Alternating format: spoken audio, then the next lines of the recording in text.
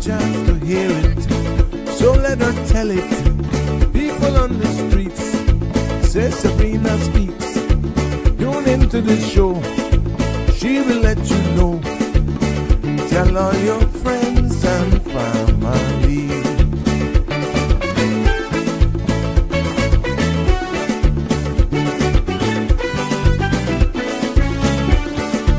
Real talk is no joke.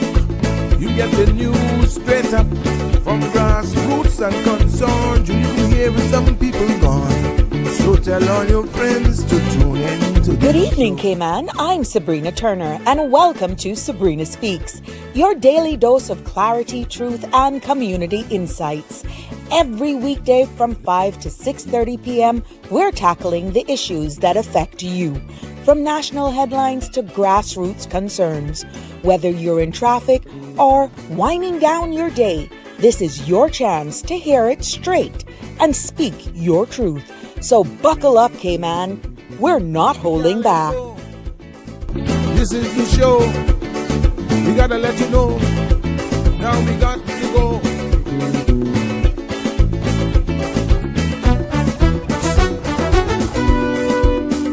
And now here's Sabrina. Well, good evening, everyone. Welcome to another episode of Sabrina Speaks. It is good morning somewhere, and definitely good night to our global family. Welcome to another episode on this fabulous Wednesday, hump day. I can't believe it's Wednesday already. Voices of the Islands, conversations for the world, and the podcast where voices rise, stories unfold, and inspiration takes center stage. I'm your host, Sabrina, and no guests again today. Can you believe that? And it's been going well, won't you say? Just you and me, and definitely 936-8255 is the number to call. So let's take it wherever you want to go. 345-936-8255 is what we're going to be talking about today. You know, I'm going to set up all my links for my people here. So just give me 1 second. Let me send this off. The Instagram people.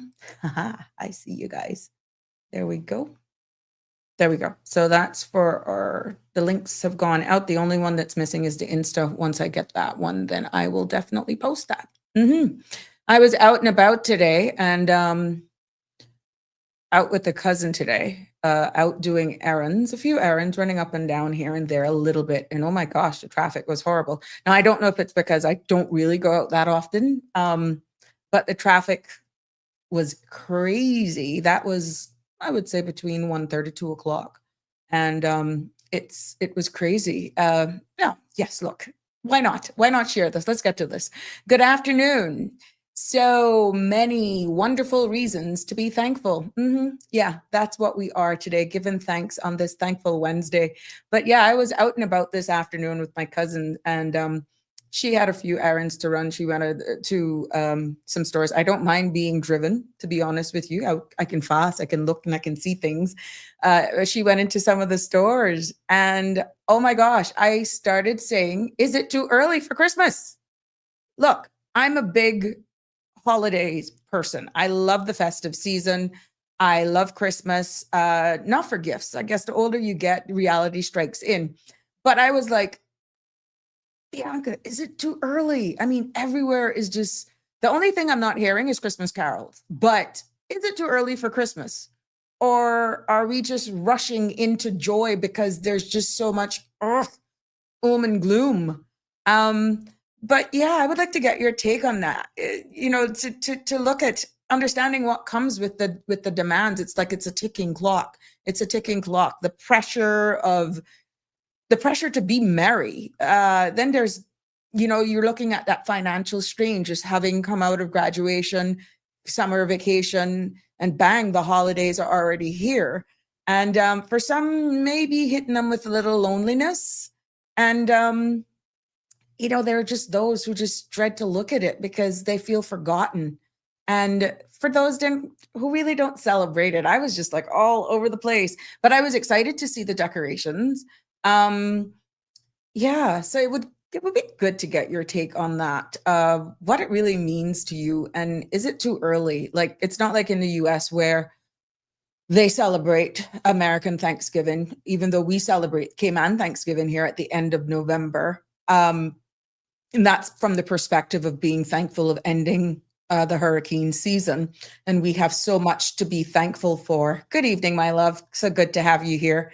But yeah, is it too early? I don't mind it. Personally, I don't mind it. I have already seen on the TV where, you know, you go on YouTube and you can have those melodies, and then Mariah Carey, she's just all over the place. But look, the content you're about to hear here, including any discussions or opinions from myself, guests, and or participants, is intended solely for general informational and entertainment purposes.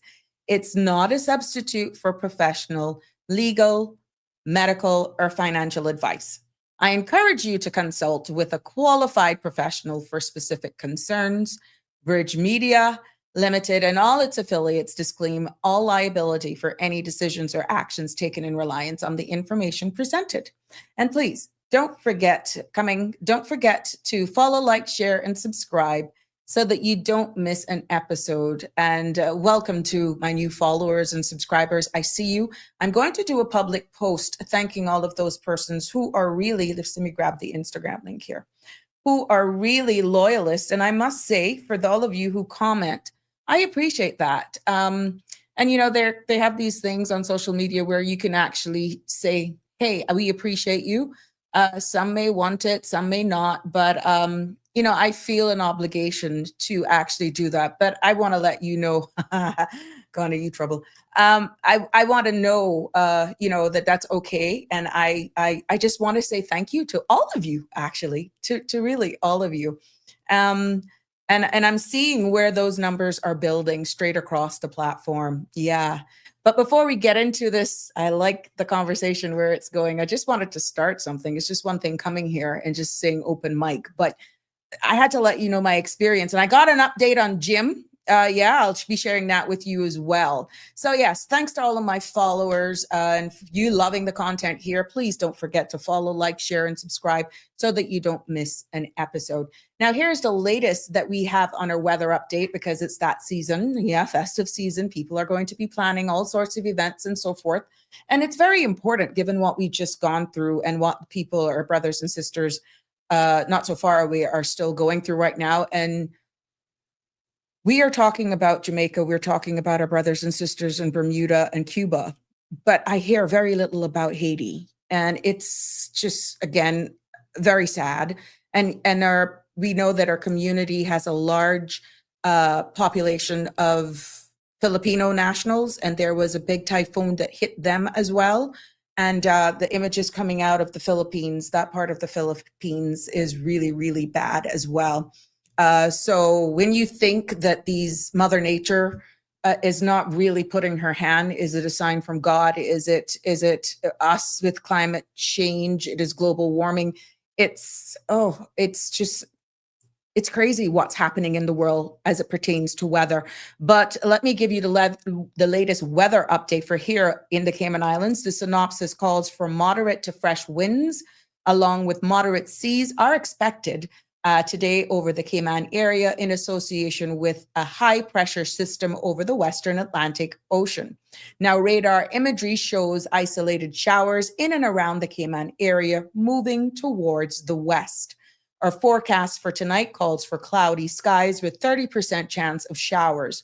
Temperatures will fall to the upper 70s degrees Fahrenheit. Winds will be east to northeast at 10 to 15 knots.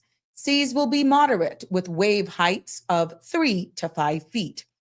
The forecast for tomorrow calls for partly cloudy skies with a 40% chance of showers. Temperatures will rise to the upper 80s with a heat index of 100 degrees Fahrenheit.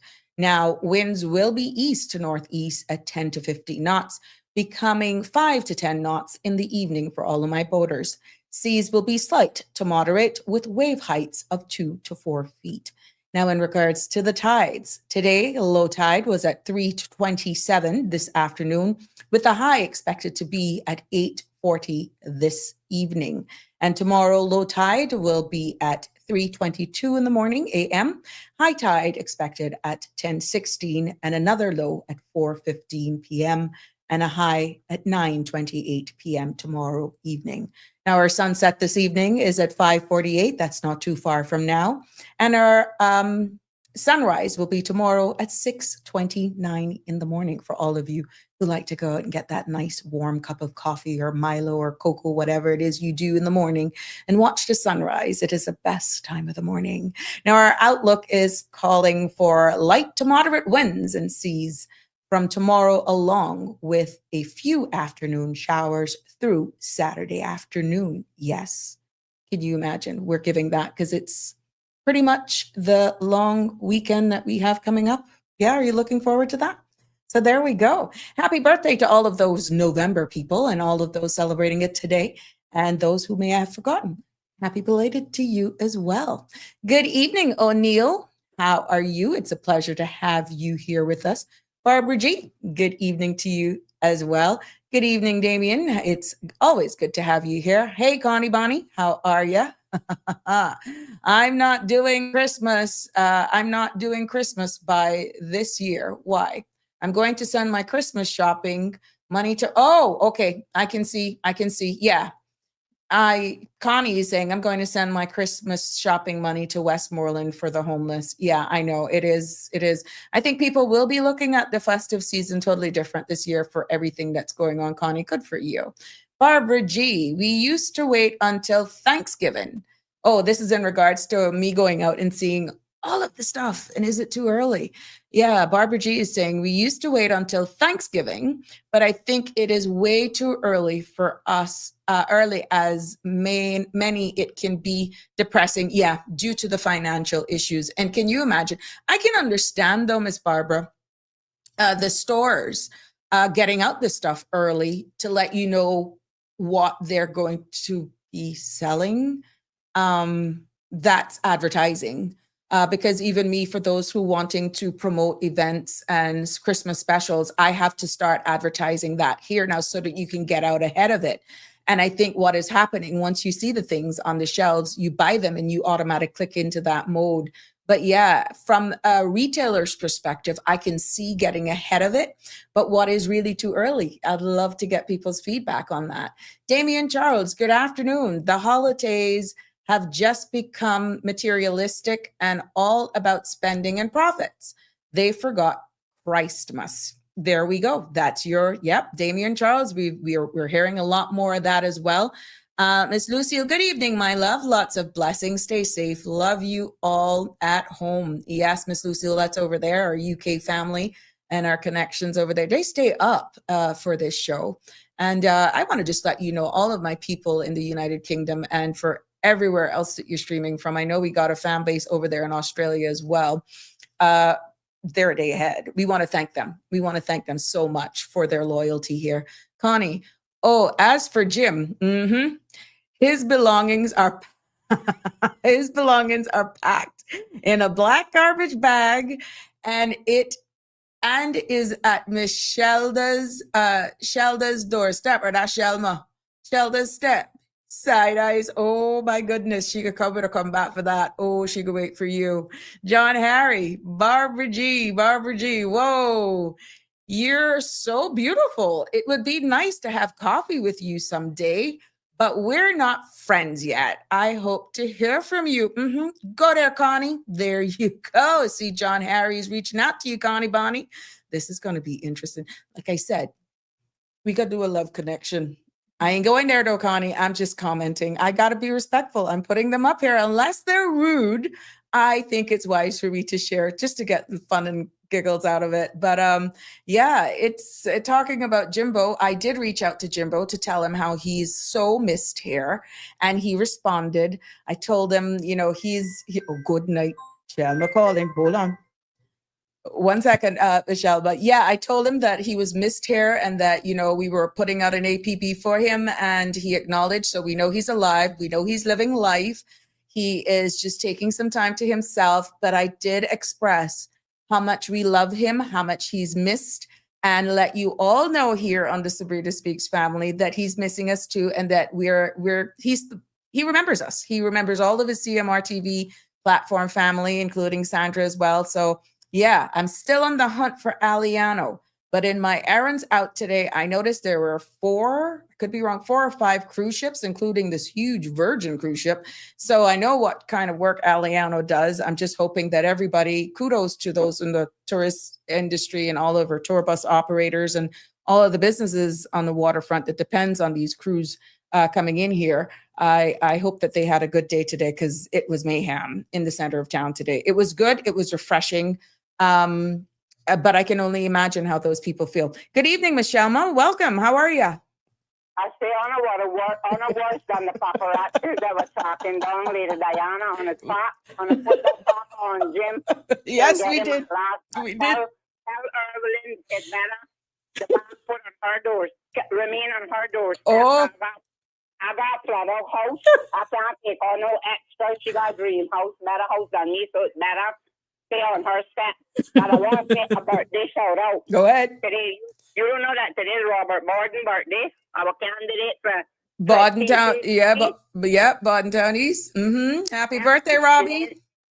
And then another one, Doña Melinda de la Cruz. She's 98. That's one old lady I know today. Okay. And then today is Mr. Desmond Fields, icon. I don't know how old he is. Today is his birthday.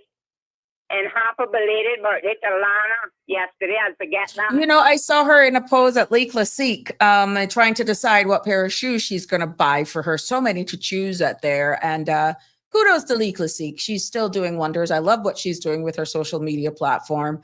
I just can't leave home. That's the problem. And then this one goes out to Rotan, Rosendo Rosales. His birthday is today.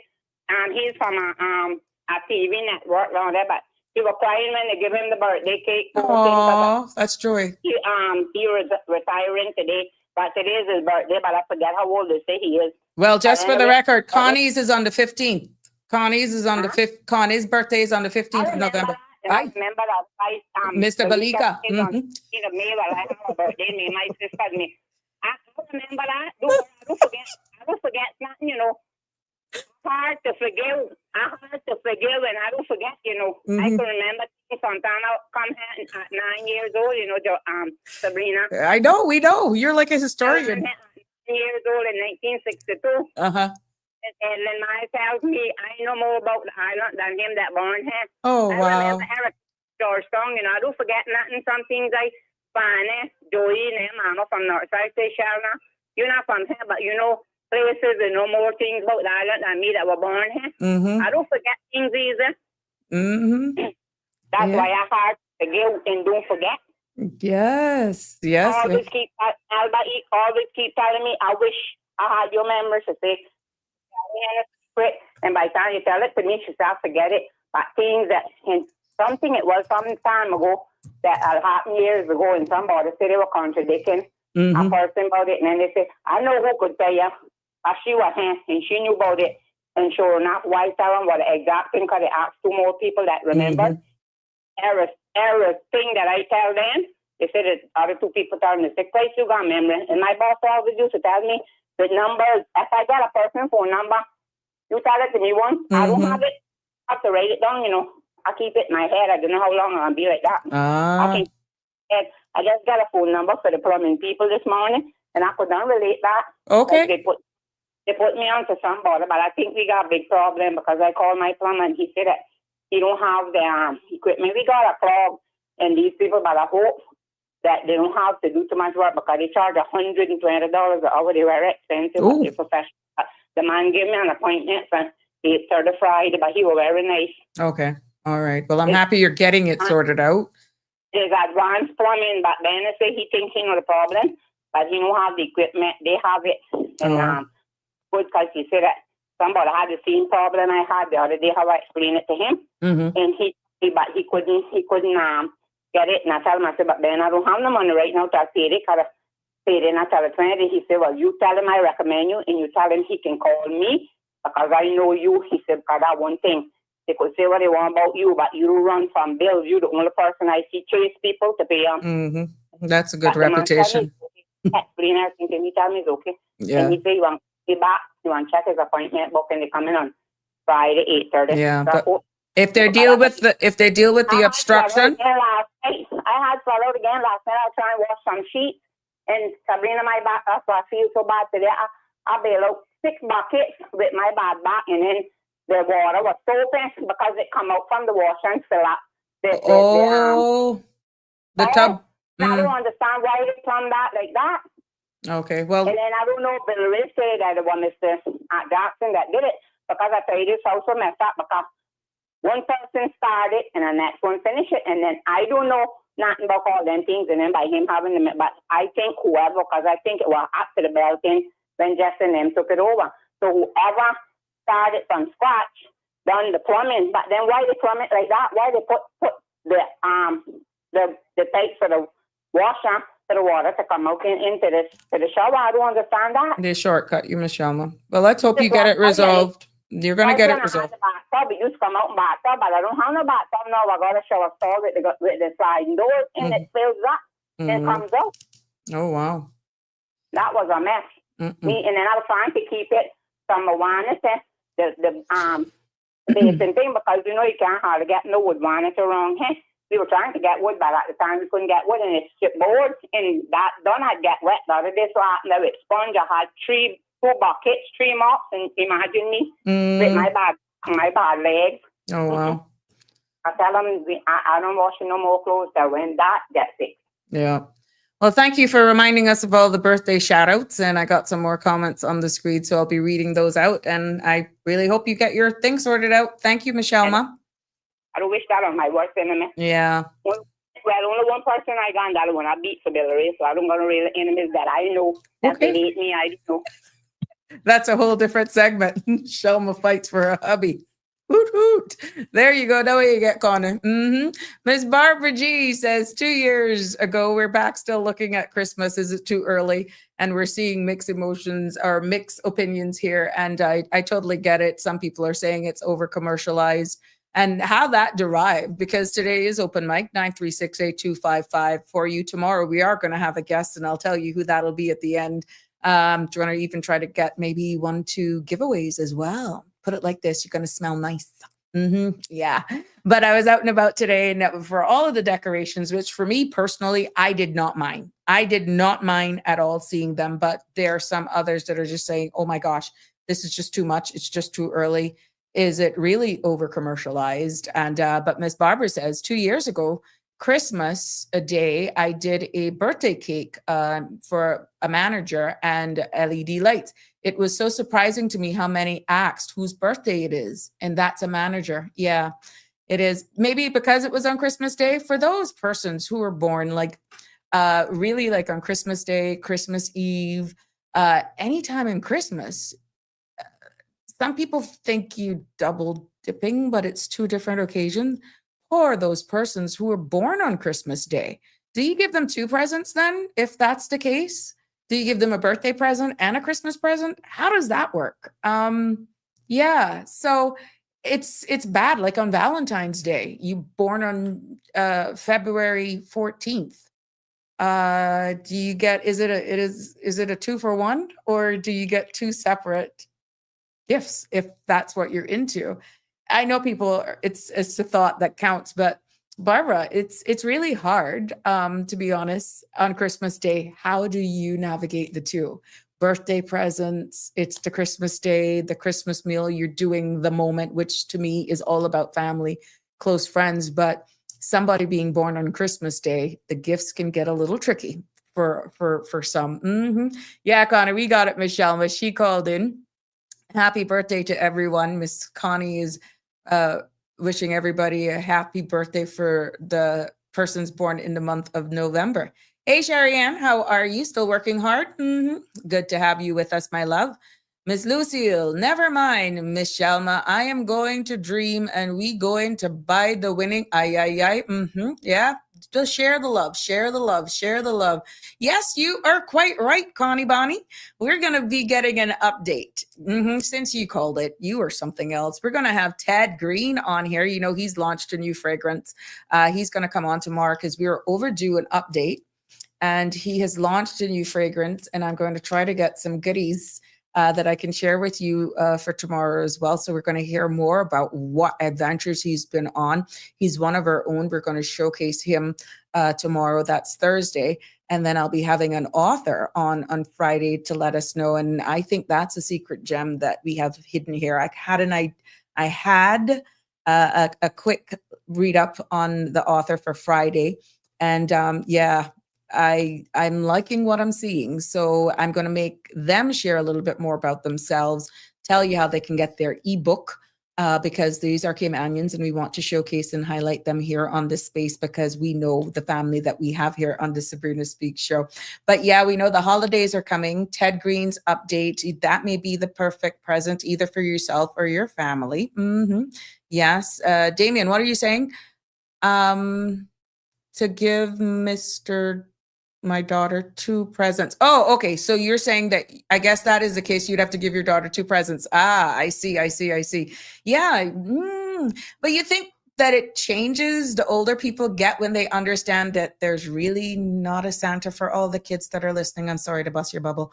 But yeah, you really think the older you get, it is what it is. I think now we are turning more into more being with family, cooking up meals, and just based on how Christmas falls, just enjoying those holiday times and spending with family and close friends. But there is another side to it because some people can't afford to go home, and where we're embracing family and stuff and what's happening with our weather and stuff like that, it is what it is. But it is just November 5th. And some people feel that we're rushing it because we know the feeling that you get when you hear Christmas carols. And, many people struggle with that side of it. And, but it would be good to have your feedback on it, how you feel, if you feel pressured to perform happiness during the holidays. Do you feel pressured? You may have family that comes in and stay for an extended period of time. You're still having to work. You're still having to clean up, and you're used to your space with just you and your family throughout the year. And all of a sudden you got all of this influx of family and friends for what, possibly 2 weeks, maybe 3 weeks. You don't know. So how does that make you feel during the holidays? And then you look at the financial side of it as well. The dollars and cents, Christmas is beautiful, but it is expensive. Between the gifts, if you're going to travel, then the food and all the events. And in here, Cayman, where the cost of living is already high, you're pretty much fighting for turtle meat. The pressure to keep up and push, it's something else. Yes, Miss Shelma, welcome back. Sabrina, that thing you just bring up about the Christmas thing, it's true, you can think the same thing, because my husband is a Boxing Day baby, he's the 26th, and they always give him one present. His birthday was the day after Christmas, and I said, but that's not fair, because he needs 2 presents, because they're giving him a Christmas present, then his birthday is the day after Christmas. Then my mother is the 27th of December. So I always say that's not fair. It's like they're robbed. It's like they're robbed out of their birthday. Yeah, and then they're robbing the present. And then another thing, my niece, but can you imagine having a baby on Christmas Day? I wouldn't want that. My niece husband's birthday was 25th, but he died. He dead now, but then she had a son that born on Christmas Day. I said, can you imagine? I wouldn't want anyone for me to born on 25th. That's a present. A baby. When you should be celebrating. Which, although I don't celebrate Christmas no more, because like I say, I don't hate it, but all it is expense. And then sometimes my children got bigger, because I find that Christmas is for kids, not because presents don't surprise me, because I was telling them when they be getting me stuff, and I used to want to say, what is this? They say, well, it's a surprise. I say, well, I don't like surprises, but I don't really hate it. It's expense. Yeah. I keep that people that birthday is Christmas, and they don't only give them one gift, they're robbing them. They're robbing the queen. They should have 2. Okay, you see, that's it. But I mean, I agree with you on that. It is quite interesting to see how it is with the hardship that people are now facing. When I buy for Billy, I used to buy him shoes. This is your birthday, this is your Christmas. But when other family members give, they only give one, and then they have the birthday thing included in the card or whatever. And I say, no, I'm robbing him. I'm supposed to give him 2 gifts, because he's Christmas is the 25th and his birthday is the 26th, so he needs 2 presents. There we go. But it all depends on what you can actually afford. So it Oh, they could goes afford in. it. It goes Money. into They got people's. money.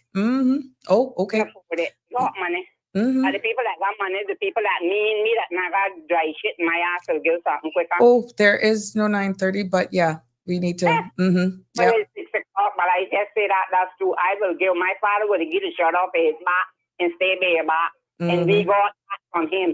That's the Bush. Well, I won't say all of the Bushes, but at least William Bush people, we giving people. I don't have nothing, but I willing to share. And I always tell them, I see one time I give somebody my last $25. But before I leave home, somebody come with a check for $100.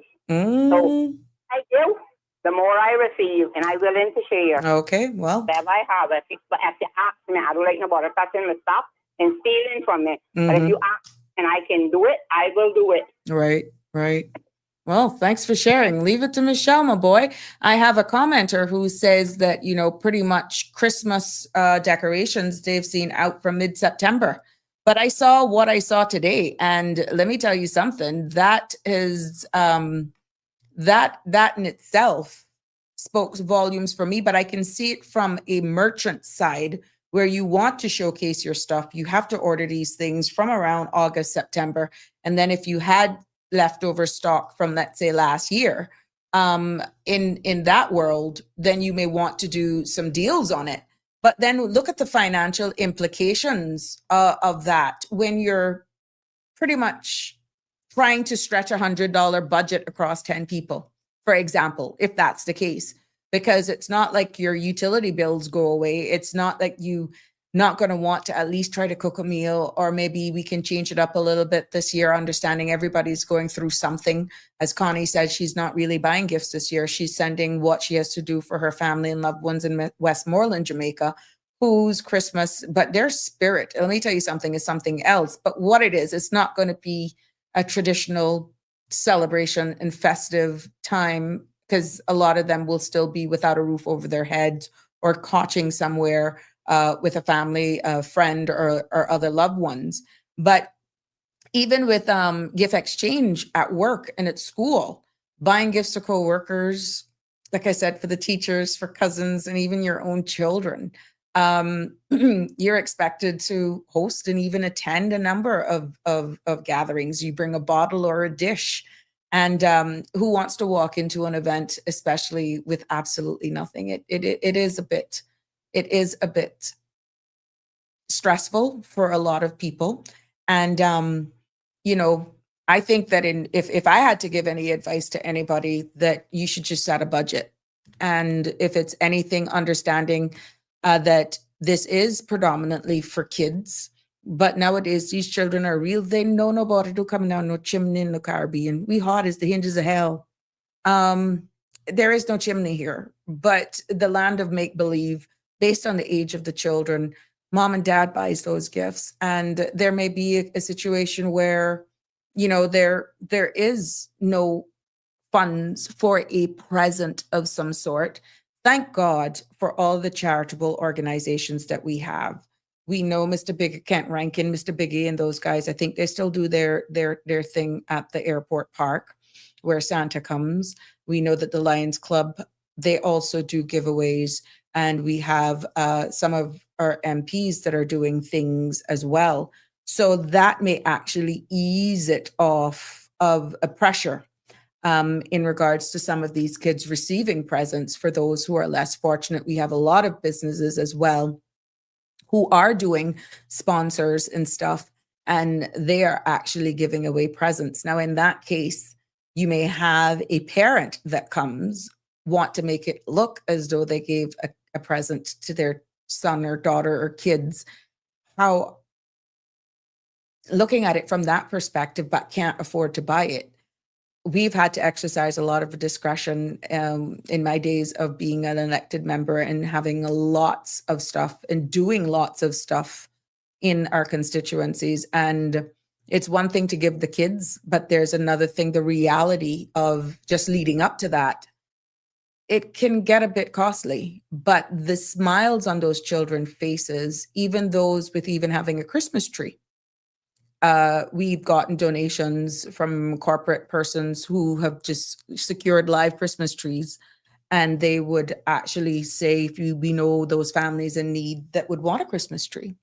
And we were very instrumental in that back in the day. But it's amazing how much persons are pressured because of society to replicate what a lot of these children are probably hearing their peers talk about, what they're seeing on Pinterest, what they're seeing on TV. And it's really, it can be hard on parents to actually meet that demand. And many a times privately, I would have called individuals and I would discreetly assist them to make it look as though they did it for their children. And that's the humility in how you have to deal with someone with dignity. And you could see the share, not embarrassment, but gratitude, but how it was executed, how it was done. It was done where the kids wouldn't have realized. And I just want a lot of people to think about that this Christmas, that we may be, not everybody's in the same bracket. There will be a lot of seniors that without those meals that the Lions Club give on Christmas morning, they will not have a meal on Christmas Day. Some of them leading up to the Christmas holidays are hungry. And those are the ones that really tug at my heart. So my advice would be to anyone to not feel the pressure to set a budget per person and just be real. If you don't have it, you just don't have it. If you got to decide whether or not giving a gift versus paying the utility bills, even though if you're behind by 2 months, I think you can ask for an extension. That bill is going to become due come January. So it's about being responsible. And when it comes to kids, it's one thing, but when it comes to adults in your immediate family, if you're living in that household, you should understand. Yeah, you should understand that it's just the bandwidth, the financial bandwidth is not there. And you should exercise that type of discretion, where I would prefer to cook a pot of Cayman style beef, or for a potluck with a family gathering, maybe make 2 side dishes or something like that for whatever I can afford. And we all just come together and laugh and have a good time. It's amazing when the kids come together. Sometimes that's the first time they've seen their cousins for a long time. And you're having, you're having that get together is more, that's more priceless than actually a gift exchange. Even though we know the younger the kids are, it's harder for them to process that. But some of the other tricks that I would almost suggest as well is considering even handmade or experience-based gifts. If somebody appreciates maybe a specific dish and it's cheaper because you have those ingredients at your home, maybe you may want to do that as a gift. And, just be real. Normalize by saying, look, I just can't afford it this year. Nobody should really feel that way, because people do have hardships, and a lot of the spending that people would have probably had for this holiday season, now they're having to extend a hand to friends and neighbors who have been impacted by the hurricane. So what is the expectation of you should be, you should be mature enough to understand it. And that sense of loneliness as well. Many of us make resolutions. We have plans to go to different parties and all that sort of stuff, just catching up with friends and loved ones. But what about those people who feel invisible? Like the families that I alluded to earlier on. Yeah. Those people that feel invisible. Hey, Marshall, good evening. How are you? I hope you're doing well. I guess I see you guys are going to be getting some really frigid temperatures next week, Marshall. We may be getting some temperatures here that may have us pulling for our sweaters a little earlier as well, Marshall. You guys are going to, I think Florida is expecting a freeze snap. Yeah, like Tuesday and Wednesday of next week, if I'm not mistaken, but you're going to get hit with a blast, an Arctic blast. Shaka Zulu, good evening, my love. How are you? It's a pleasure to have you commenting here. Barbara G says, DCFS has always been great at giving at Christmas time. Yeah, because they know the amount of families that are in need, and it's tradition to just give back and make sure that families have at least something. That's going to, yeah, good for them. Hi, Mitzi. How are you? Good evening, Miss Donette. Hey, Miss Sabrina. Thank you very much. So kind of you. Good evening, Miss Rose. Yes. This evening topic is whatever you want it to be. I went out on the road today and I saw Christmas decorations all over the place. And we thought, I had to ask my cousin, is it too early? It's just amazing. It's like we're rushing for the jolliness, for the happiness. And that's really what we're talking about right now. But 936-8255 is the number to call for anybody that you want to come up and you want to bring a topic and we can discuss it here on this open forum. Yeah, so it is, we were just talking about Christmas holidays, the pressure it can have on you mentally, financially, and, just looking at from a financial standpoint. And then we even looked at those persons who celebrate birthdays on Christmas Day, whether or not you give those really, really close to the holidays 2 gifts. And we had Michelle called in and says she feels they deserve to get 2 gifts. Christmas is Christmas and birthday is birthday. And but we're looking also at the financial side of things, just speaking about it in broad terms. Everybody's going through something right now. And so, yeah, no one specific topic this evening, Miss Rose. We are open mic here. Tomorrow we will be having a guest. We will be getting an update from Ted Green, Fragrances, to hear he's been on an adventure and he's just launched a new fragrance as well. I'm hoping to have 1-2 giveaways for you as well. So we're gonna come up with some of those things as we build for the holidays. It is what it is. So yeah, Mr. Keith Orrit says stress, depression, and anxiety are going to be the downfall of our young people if the government does not control the cost of living. Profound statement, and I cannot in one point disagree with you. I don't think it's just young people. I think it's straight across the board, Keith. The cost of living is pretty much through the roof, but at the end of the day, there is not one straight answer to address it. When we had, and I'm hoping to get Mr. Woody on to speak about some stuff, again, an update, but we were looking at a discussion more so from sustainability, understanding what's happening with the agriculture sector in Jamaica. We're seeing what's happening now as well, even in Honduras, Mexico, yada, yada, yada. But I want to get him on anyhow. But that's only for the cost of food. And when we talk about cost of living, we talk about cost of utilities. We talk about just everyday, what do you have as residual income? That's the cost of rent, the cost of the cost of gas, the cost of buying a simple meal, just maintaining your utilities, including water. If you need childcare, you have child or children that are of school age, a helper. You have to look at all of that. And it's just inflation. And we have had the discussion here, Keith, in regards that we import inflation. And this is why, putting it back now to the holidays, as I was out earlier on today and I looked at some price tags, it's expensive for some of the basic things that you would want to add here and add there, like a wreath. You got wreaths I saw at one particular place, like for $40. Then you have others with different things on them, like $12. But it all depends on what you want. And then you've had different Christmas trees. We had like little Christmas trees that you can have for like $30. And then you have the pre-lit ones to like $100 and odd. And you got Christmas trees that can be $300, $400, $500.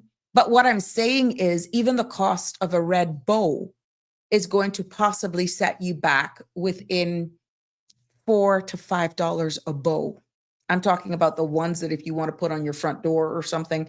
And this is where crafty things come into play. Like Pinterest will get you in trouble. You try to do a Hobby Lobby shop if you're going to go out to Florida, and you try to do self-made stuff. One of the ideas that I said, homemade gifts. Or you visit the markets. There's going to be a planned market out in town that you're going to have small mom and pop shop stuff being sold. So the anxiety, depression, and all of that is building in is compound. Cost of living is maybe a thing. We got environmental changes. We got social changes. We just got the cost of seeing what their parents are going through is setting some of our kids that are still in school feeling the pressure and the weight of what's happening in their homes. And let's compound the holiday season on it. And they're thinking about what they used to live and where they are now because life has changed. We're seeing what's happening globally. We don't know what could happen in the Eastern Caribbean when it comes to the unrest down there that could impact even our own serenity here in the Caribbean. So the younger adults I'm seeing are having a harder time, Keith, dealing with pressures of life. I'm seeing them not being able to manage what, let's say, I was born in 1974, and what I can endure of being a child of 1974, 51 years, just for the math. I don't see the average 20-odd-year-old being able to even process things differently. How they conflict resolute is totally different. How they solve things is different. I don't know if it is the era with technology that what they see is not real at all times, but they aspire for what they're subscribing to and are losing. There's a disconnect from what's the reality versus what they're seeing because of what they're subscribing to. And I feel that's where a lot of the misunderstanding of reality in the now and what you aspire to. But you're right. A lot of them are depressed because they're not getting maybe the down payment for a home. They may be feeling that it is hopeless for them to live in this own country, but yet they're still wanting to live at home, to be around their friends, to come back and give back, but the environment is not conducive for them to survive. How do you strike that balance, Keith, is what I think is going to be the grappling of all of us, inclusive of the government. When you say, let's create more jobs, and this is what the great immigration reform was supposed to do, but now based on discussions being had, it's not going to necessarily achieve what we expected it to do. It may actually have a knock-on effect that may not benefit access to certain jobs that will give them a certain lifestyle that could actually make them feel more embracing in our society. So it is going to take not like this, like how we can go and Google and use AI to give us answers to solve certain problems. That's not realistic when it comes to making laws and policies that positively impact the lives of many people that could lessen distress and depression and anxiety when there's so much other factors that is playing on how people process and navigate life. And this is why I am feeling the need to have more very open and candid conversations, be it in forums like this, or we have think tanks that you create those safe spaces.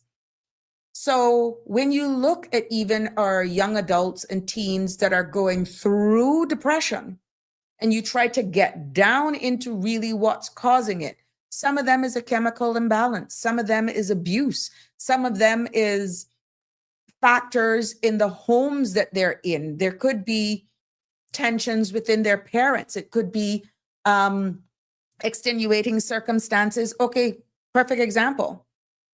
You know how much mental strain right now there is on even adults that are working in this country, knowing that they are the breadline and the breadwinner for their families who have been severely impacted because of Hurricane Melissa right now? And we understood. I was having a conversation earlier on today with a huge supporter of this platform that certain belts and braces are now putting in place to somewhat hold back because there's only so much the Cayman Islands can absorb from what could be an influx of persons wanting to come here until things slowly gets back to some sort of normalcy with their brothers and sisters in Jamaica. That is going to stretch straight across the board, as you alluded to, Keith. That can have impact on our very own Caymanian children and a lot of persons here, because that's another debt that we're actually the country's probably going to have to be looking at. And how do you create that balance? So when you look at cost of living, it goes from utilities, which is if you have a gas stove, you need to buy your propane. If you have, everybody needs water. You have to pay for your water bill. We realize that Water Authority is at one rate and Cayman Water Company, for those that are in West Bay, is a different rate. That's where off-reg comes in. You got to look at your flow, Digicel, all of that sort of stuff that keeps you going. Connectivity, just to be able to log on here, there's a bill for that. These are all the things. And then you look at food. And then when you see it from the lens of those who are operating businesses that offers these services that we really can't live without, it is a fact. Certain things you really can't live without, like, can you really live unless you got completely off the grid, invested in solar panels? Can you live without CUC? Can you really, you can go a few days without water, but if you don't have a cistern, how are you going to cleanse yourself? How are you going to cook? There's just certain things that is a must, and that's why a priorities list is going to be needed. But I think a lot of the depression that our young people are actually going through right now is because we're not having the real conversations. There needs to be a lot more conversations with parents, sitting down with our kids and having the real talks, not to offload the stress on them, but tailor the conversation of reality. Because this thing of buying a 13-year-old a $1,500 telephone because they want the latest iPhone or Samsung, when you are scraping to keep the lights on, ding, ding, ding, ding, ding, something's wrong with that. This thing about pressuring, maybe the parents are separated and you're putting pressure on the other parent because we're going to keep these children happy by buying them everything they want because it couldn't work out between you and I, is another thing. That's false environment. So there are a lot of factors that can cause this in our next generation, I have to call that. But it's also very impacting on the future grandparents, which are people like me. PTSD is real. I have to look at myself as being a future grandmother. Connie, are you a grandma yet? But you see what I'm saying? These things of everything that we're going through right now can impact how we respond to the realities of our future men and women, our future leaders. Environment has a lot to do with it. With what's happening even with our weather pattern and changes. I heard people saying days before Melissa hit that they were having serious headaches. Do you notice the barometric pressure drops can cause migraines? We're connected. Yeah. So this is a broad brush thing that it's going to take every individual that calls Cayman our home. And of course, our lawmakers, our leaders are going to have to approach it at some point. Discussions are going to be had with the merchants. This is where Chamber of Commerce also come in, Small Business Association. At some point, the talks around the table will have to change at some point because they depend on us for the flow of money at the end of the day. There's no sense of foreclosing, for example, on everybody, and then you have all of these houses that are stockpiled, but at the end of the day, the talks are going to change as we see the environment changing. We're seeing where, looking at it on a broad brush now, Keith, we're seeing where other countries, look at Africa, are coming together and banding as one, because they realize their strength in unity. And that's just that continent on itself. We're seeing where in the Caribbean that we have our CARICOM nations coming together, and everything that you actually said here, Keith, they're looking at their issues with the youth, their issues with gangs, they're looking at stress, mental health, the environment, and all of that sort of stuff. Yeah. So I think they are realizing it. Our leaders are realizing that how we're talking about certain things are going to have to change if we're expecting different results. But that's going to take where you wouldn't normally have certain people around a particular table.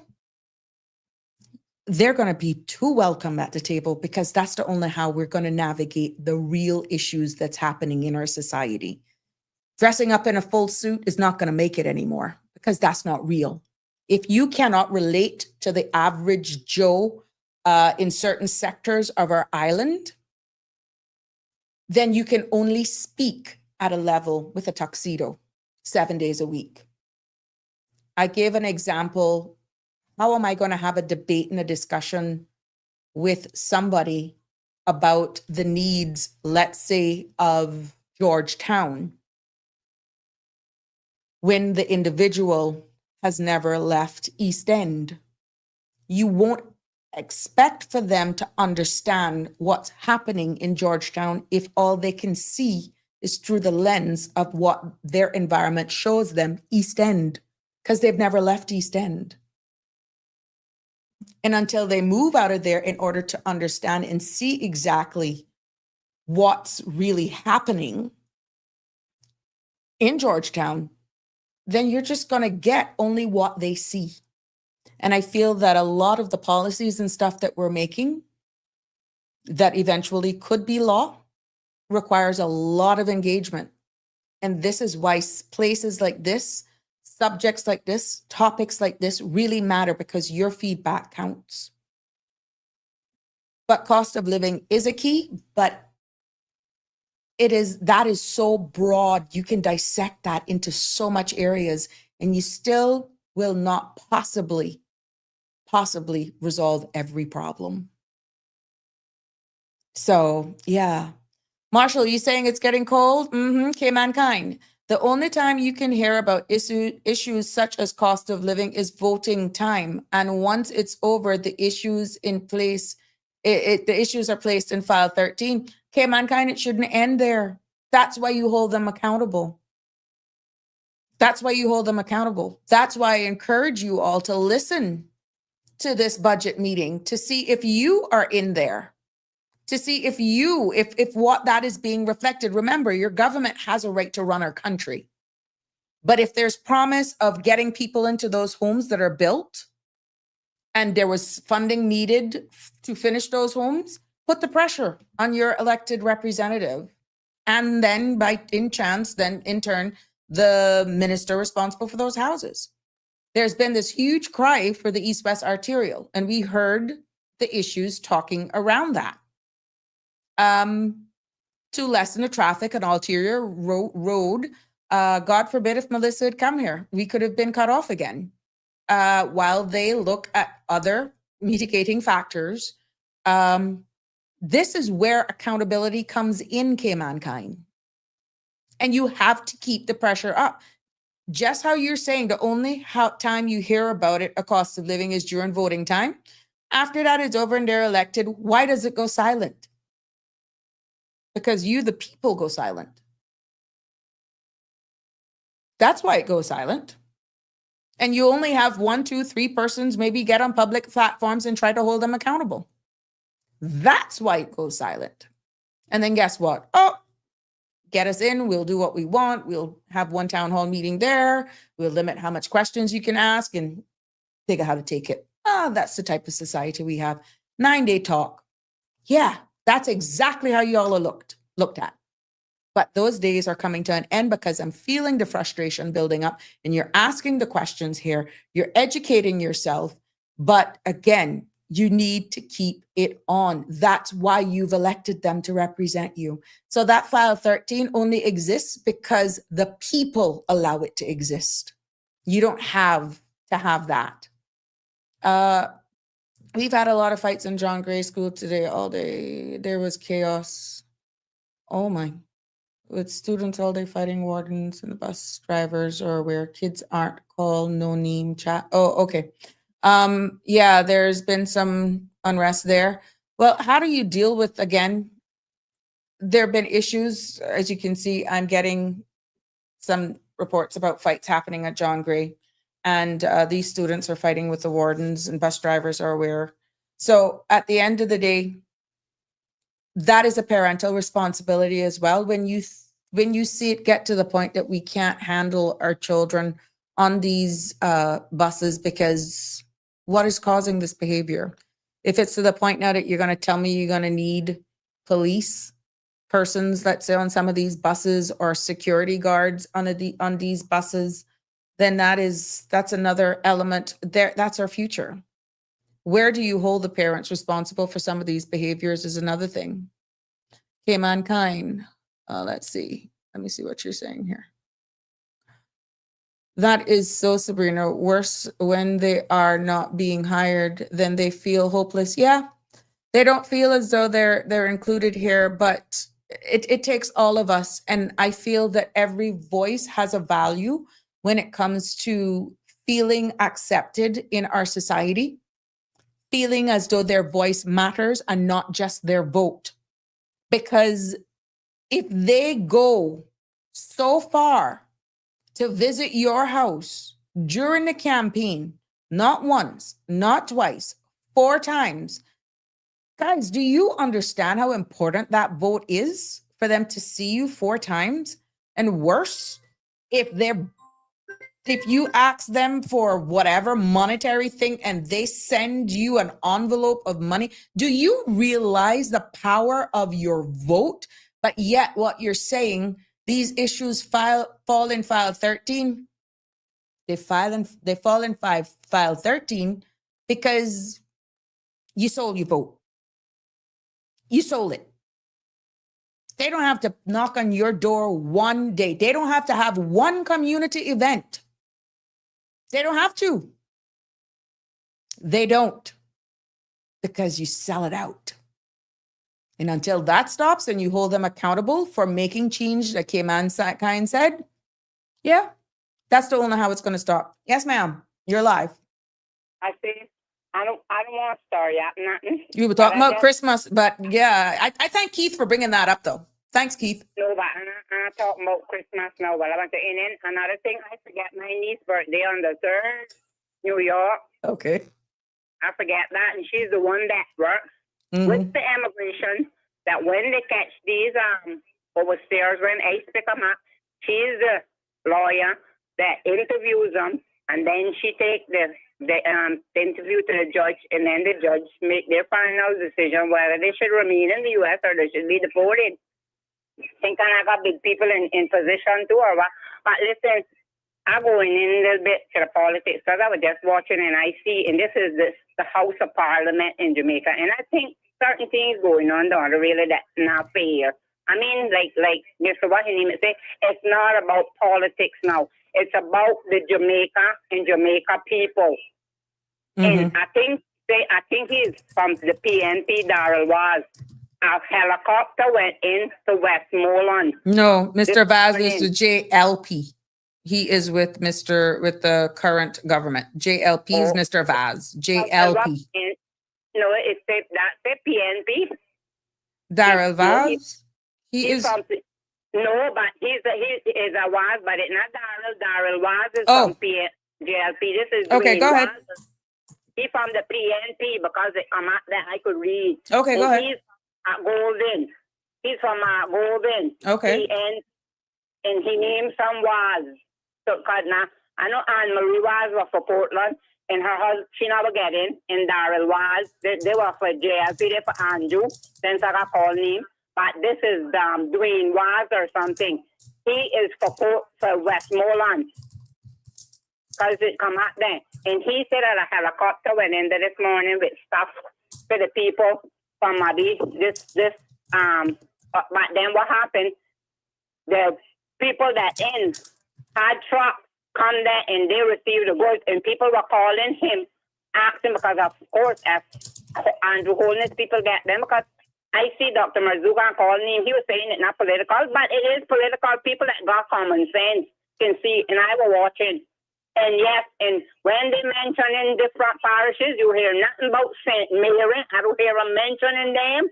I don't hear them mentioning St. James. It's only St. Anne and St. Elizabeth and them are running. I have a friend, or two friends that live in St. Mary, and they tell me they don't know where the stuff going, but they not see nothing. I said, well, it's on the MP that got in down there that got to vote for honor, because that's the parish in Jamaica that they say that JLP never ever wins out, always the PNP. I've had people tell me that their mother dead, but they were always People National Party for golden people. And the man said they were calling him because these trucks come there and receive all of the goods, and apparently they from the parties that in now, and people were calling him, asking him what going on, but he said he tell them he don't know, because he was in Parliament, because he wasn't talking. And I tell you, unfairness going on down there, and they getting plenty aid, but plenty that, and then I see for myself where Mark Golden was joined with the government, and they refuse him, because people saying they don't want him, and then because Andrew and his cronies, because they don't say that they know he's a thief, he steal not things, and people not gonna. I see where all what's your name, Beyonce donate 100 million, and I see him out there. You know what he want? The parishes that they say that Nassau record 5,000 or something like that. What was 5,000? That name is food money for down there. And then the same Michelle or something, she out there. He want to give her like $10,000. She said, well, what I can do, that can't do nothing. And Mark Golden was suggesting that at least the parishes that people get their houses, 50,000. He said, and I mean, they got money. I see with Taylor Swift. They need a pile of money. Her man, that was his name, what, Kelsey, something, he denoting all the money from his ball team. They're getting millions, but the people, only certain people can get it. It is ridiculous. You don't need blind, but Timas can see that if they listen to some of the parliament things then, and like all it, and then when the people from the other opposition speak, that is heartbreaking, because like they say, it's not about politics now, it's about Jamaica and the people. And I agree with Mark Golden. He willing to work, and they want to make Jamaica back good or better than what was, and help the people. And I still see people all begging for food, begging for clothes, begging for water, begging for this. I see one old lady, they take her out of the closet, they say she was in the closet, she's a diabetic. She was in the closet for 5 days. They take her out, they had her wrap up. She was speechless, couldn't even talk, and then she got cut. And then her daughter died. And they said that she had the leg wrap up with this cloth or something, and it was so dirty. It's devastating. When I see that, sometimes the tears come in my eye. I don't know the people, but my heart goes from. I mean, somebody need to get in charge of that money, and they need to do whatever they got to do for people, because they're getting it for people relief, and it shouldn't go nobody cost first. Nobody shouldn't keep no money. Fix our border thing in error parishes, because they're all human. Well, we're getting a comment here that agrees it is very political for true. I can see, I say, I don't know, I went to no college, but I ain't a fool. And if you listen, and then some of these things, I'll be listening to the Parliament House. They be out in the House of Parliament debating with face, Juliet Holness, she's a speaker, and you could hear that is ruined politics, not politics, they ruin politics, they don't want to fight, they want to keep, and people don't say that, Andrew steal Cuisine boat money. Some bank went bankrupt, he got his money. Some other business, the people be out there preaching that in the Jamaica, and they know it's politics, and I speak about it, I don't care, because they do take blind but Timas to see what's going on and figure it out. Just little common sense. If you're swinging your all five, you can see what's going on, and it's heartbreaking. But the world is watching. The fact that the Cayman Islands did actually donate stuff down there. We're hoping, we're really hoping that there is fairness. But again, that's I see Home Depot, Lord, not all kind of big plywood, other materials, shingles, zinc, All kind of help going in on them in writing are giving it to the people. They're giving it to certain ones and that's how it gonna be favoritism. It's saying now who you know. And then sometimes people go and I got be a little disrespectful. They say now who you know is who you blow. Shit. And it's not fair. And then people saying that all you can hear out of him about saying Elizabeth and the sister Elizabeth is I hear Jamaican preaching it that God sent it because since Elizabeth is a big voodoo parish or something like that. They're saying the Jamaican preaching it. Well, I know. Well, thank you so much for sharing that. And Miss Shalma, they were asking to give you a kaboom. I hope this is the right one because I haven't used it for a while. Kaboom! There we go. Miss Shalma got a kaboom this evening with what you were saying. And you have hit the nail on the head in many areas. Damian Henry says, this is a national disaster for the island, and it's about time they put their political differences aside and stand with the people and rebuild. And Connie actually said the people are doing more than the government. And that's where we got the kaboom. And yeah, the speaker is a king like a big old, okay, yeah. Oof, I'll just put that there because I can't say that in your native language. But yeah, that's your opinion and that's what this space is about. But I get the fact from that the world is watching. I am seeing all of the overseas media, including the BBC, ABC, and Fox, and you can actually hear the anger in those reporters' voices actually pleading for help in these areas. Now, what is interesting, though, just by looking and seeing with my own two eyes, that all of these news people can make it to these areas by foot and by car, and in sometimes a convoy led by whomever. But then it is alleged that the leader of the country, who has access to helicopters, can't touch down in certain areas. And I am feeling that it is unfortunate. There is a possibility that the world will look at this jurisdiction totally different when it comes to response aid because of how things are being managed. I've seen as well that at the end of the day, this Starlink over 600 devices were actually delivered or donated by, I think it's Elon Musk or whomever, so that it could go into the rural areas where all the infrastructure has been pretty much done. It's done.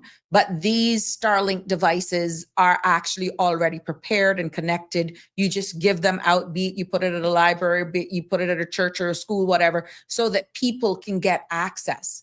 And it is alleged that persons from the sitting government has been seen selling these donated stuff.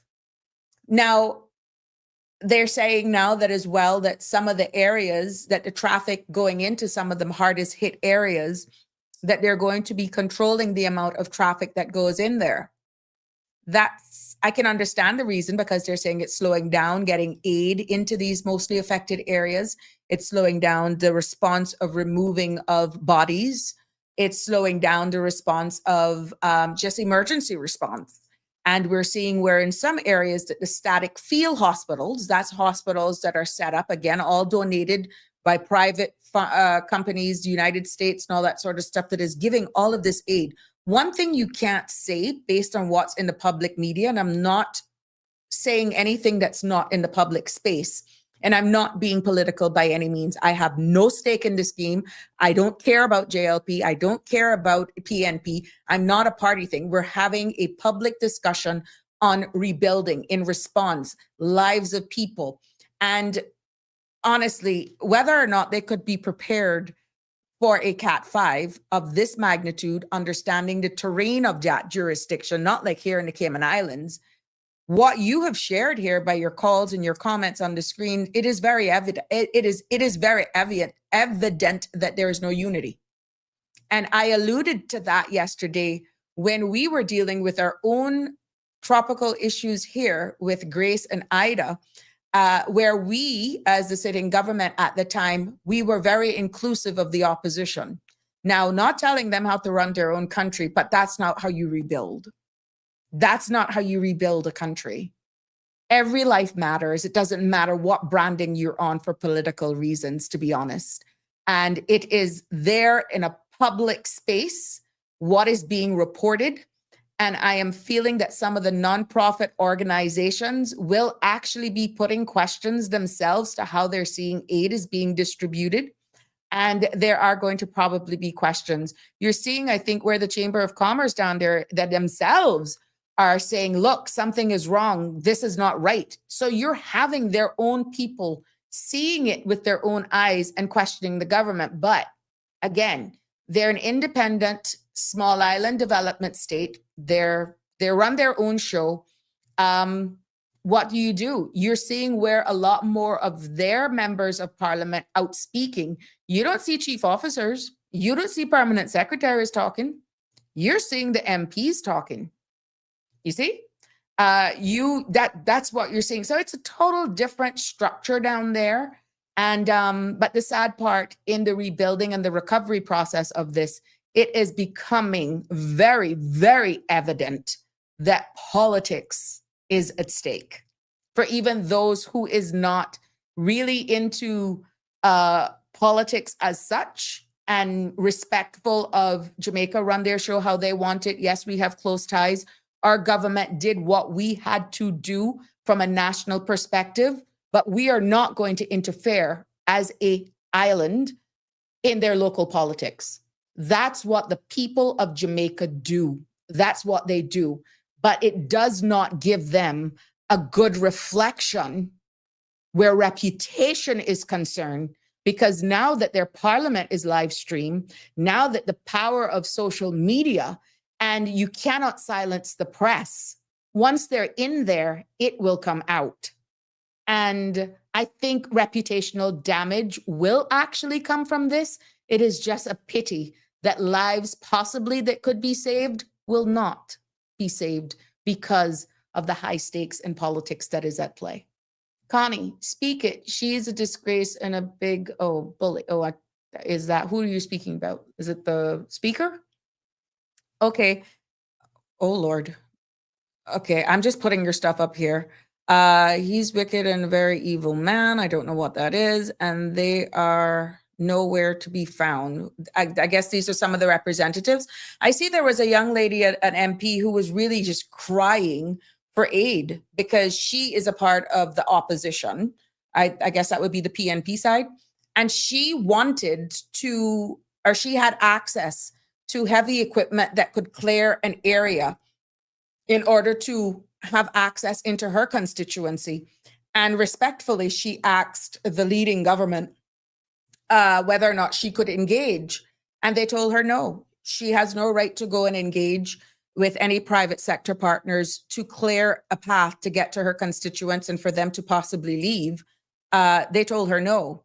She did go publicly and say that she made the stance and she made the decision to go against the rules or the instructions given by the ruling government. And from what I understand, she actually went ahead and did it.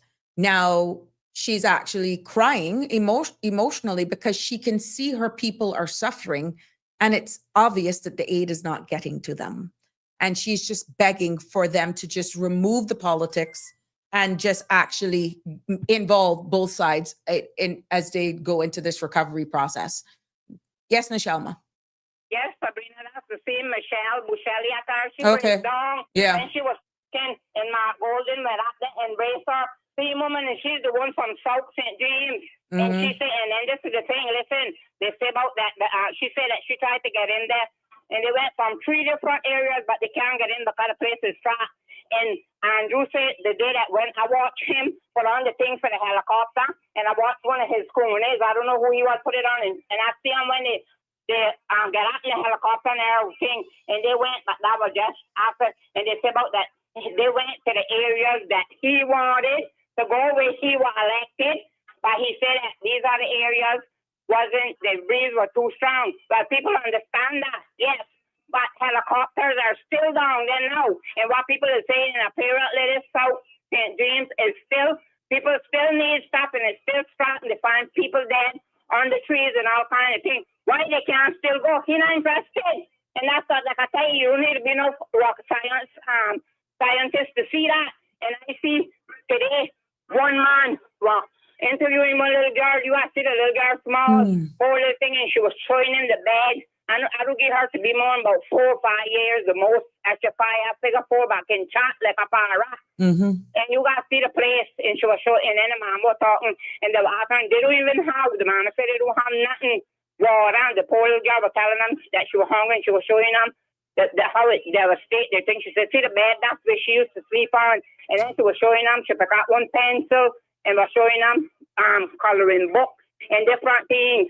And then the woman asked nobody, and I reached out to them, and she said, no, the answer is she don't have a phone or nothing. They don't got no communication.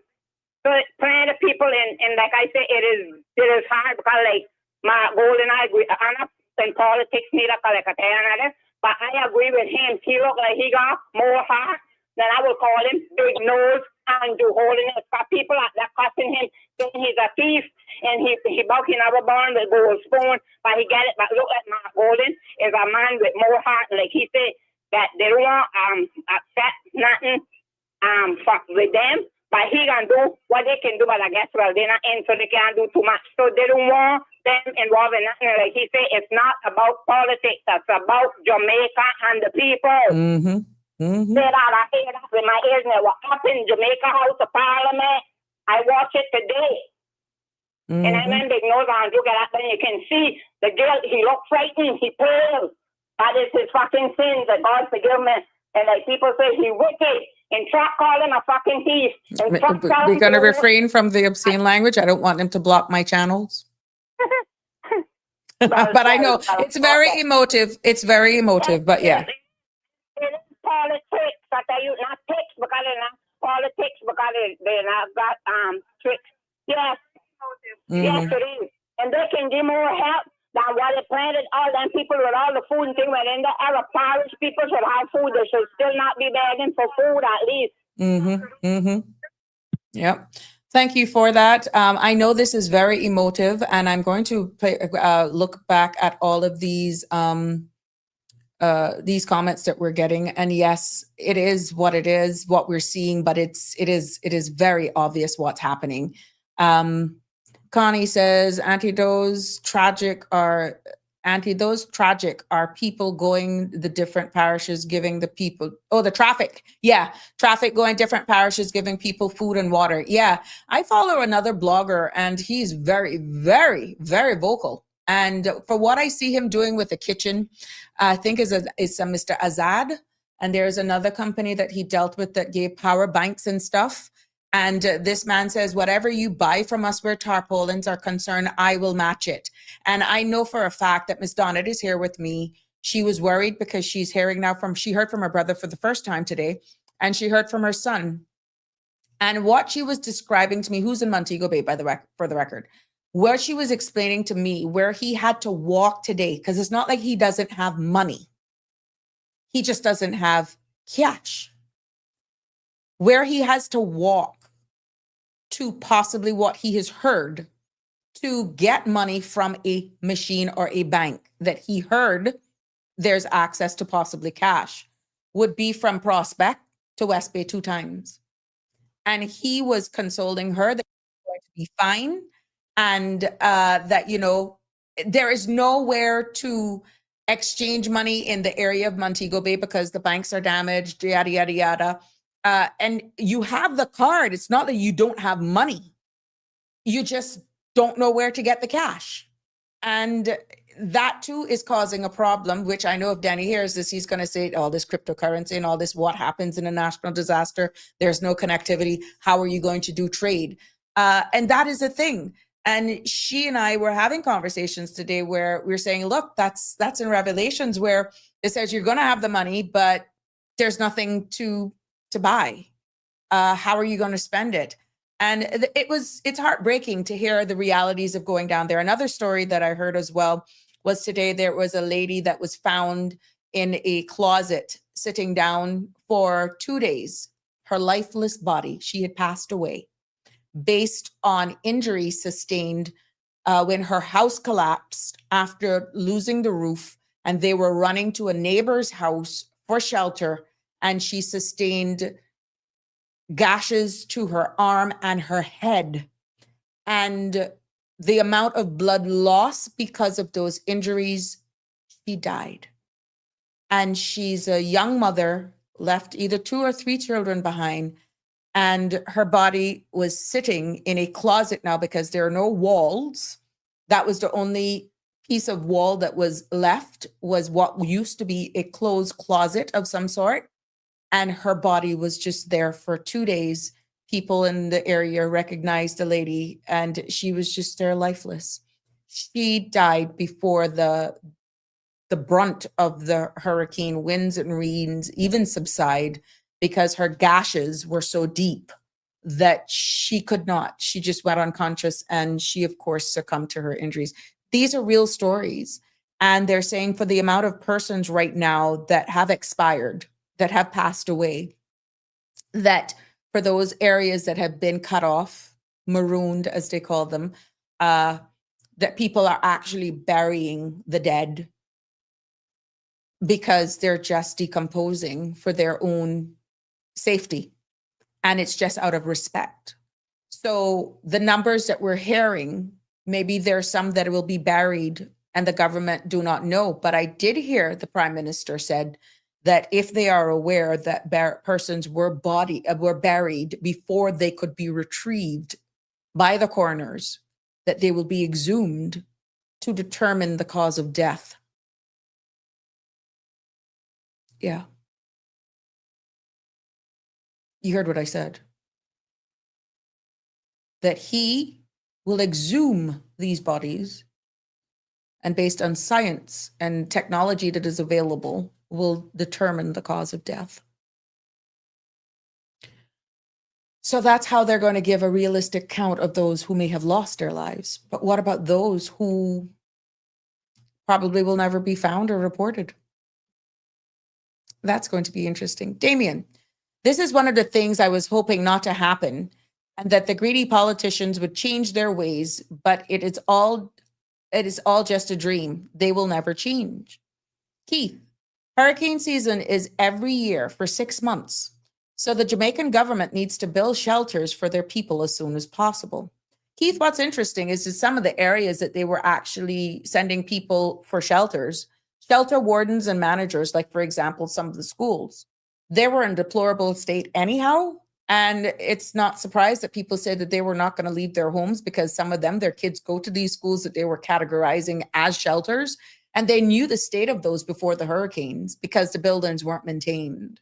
So yeah, you're quite right. Miss Lucille, Miss Shelma is so true. I see all what is going. He called the place where he is going to stop. I watch him and also listen where he's lost. They are all going on the back burner. It's as if going to be a mess. It's going to be a mess. Yeah, and that statement, Miss Lucille, has been repeated by many people, even those in the opposition that saying that if you're not a JLP parish, that he's not going there. And it looks as though the areas that voted for the PNP are the only ones that are being left behind, understanding that they're both JLP and PNP voters in these areas. Because one may have gotten more votes than the others, it doesn't mean that you don't have JLP persons living in these areas. It would be just like what happened here in Prospect. You had persons that voted for Mr. Miles, and I have persons that voted for me. There was a difference of 16 votes. Is it fair then that if this style is going to take place, then that, because the Sabrina supporters, you're just going to leave Prospect out because you understand what I'm saying? So it's tricky. And this is what they're saying brings about garrison politics. And this is where the conversation comes up about a national vote, where you don't break it up in parishes, you run in let's say the top whatever, then you pretty much campaign all over the place. So there we go. Connie says, it's sad. And I don't hear them mention St. Mary at all. Annie, that's exactly what people are saying. So I don't know. The Starlinks are nowhere near to be found, is what Connie is saying. Damian Henry, Connie Lynn, they don't want real videos to go out so the world can see exactly what's really going on. Well, I'm going to be honest with you. If they're controlling the amount of traffic under the label of too much persons going in and aid can't be got in faster enough and the removal or medical supplies can't go in, then I can see the international media fizzling out slowly but surely. I can see that fading out very shortly. And then you're only going to be left to those persons who are blogging. And we got to be careful. And I've given kudos to the bloggers here on this post, because a lot of those bloggers are actually going to areas with persons who are living overseas and actually doing live feeds with their family members to show them, well, they're alive here. This is the state of their house, whatever the case may be. And people are very grateful for these bloggers who are risking their own lives. I've seen one where his only way, he has a car, but the only way he could have gotten to this particular area is drove his car to a certain point. And let's say he had 5 cases of corned beef, 5 cases of mackerel or sardines, whatever the case may be, in water. Because it was cut off, he had to then pay a person on a motorcycle, or he had to rent a motorcycle in order to get to this particular location. Now you realize what would have happened. The amount of supplies that he intended to drop off would have to be multiple trips with this motorcycle to a certain point. So that in itself is inhibiting those bloggers that are on the ground. And it was because he was asked by family members who are living overseas in order to go to this specific place, and they sent him money to go, and he's just showing proof. This particular blogger himself lost his father in the hurricane and lost his house, and he's living in a pop-up tent that we would use over the Easter. He's not even worried about himself. He has nothing. He and his father lived together. He lost his dad in the storm, but he has taken it as a personal mission. And I think that's his way of dealing with grief, that he has now made it his mission in this particular area to give back. And that's the real life. And I saw also in a newspaper where there was this guy riding a bicycle, and people thought that he was just there fixing his bicycle. And it looked as though he survived the storm, but where he was going for resources and supplies was pretty much, he could see where he was going, but he collapsed. The bicycle was there and his body was on the side of the road. Dehydration, hunger. We don't know if he had medical issues, but again, he survived the storm, but the recovery is what took him out. Mm-hmm. Live happy. Good evening to you. Welcome, my love. Connie, well, it will go out. Yeah, it will at some point, somehow, unless they cut these links for some of these people. And this is why they have to be very measured with what they say on some of these podcasts. This is why they have to be very measured in even how they broadcast.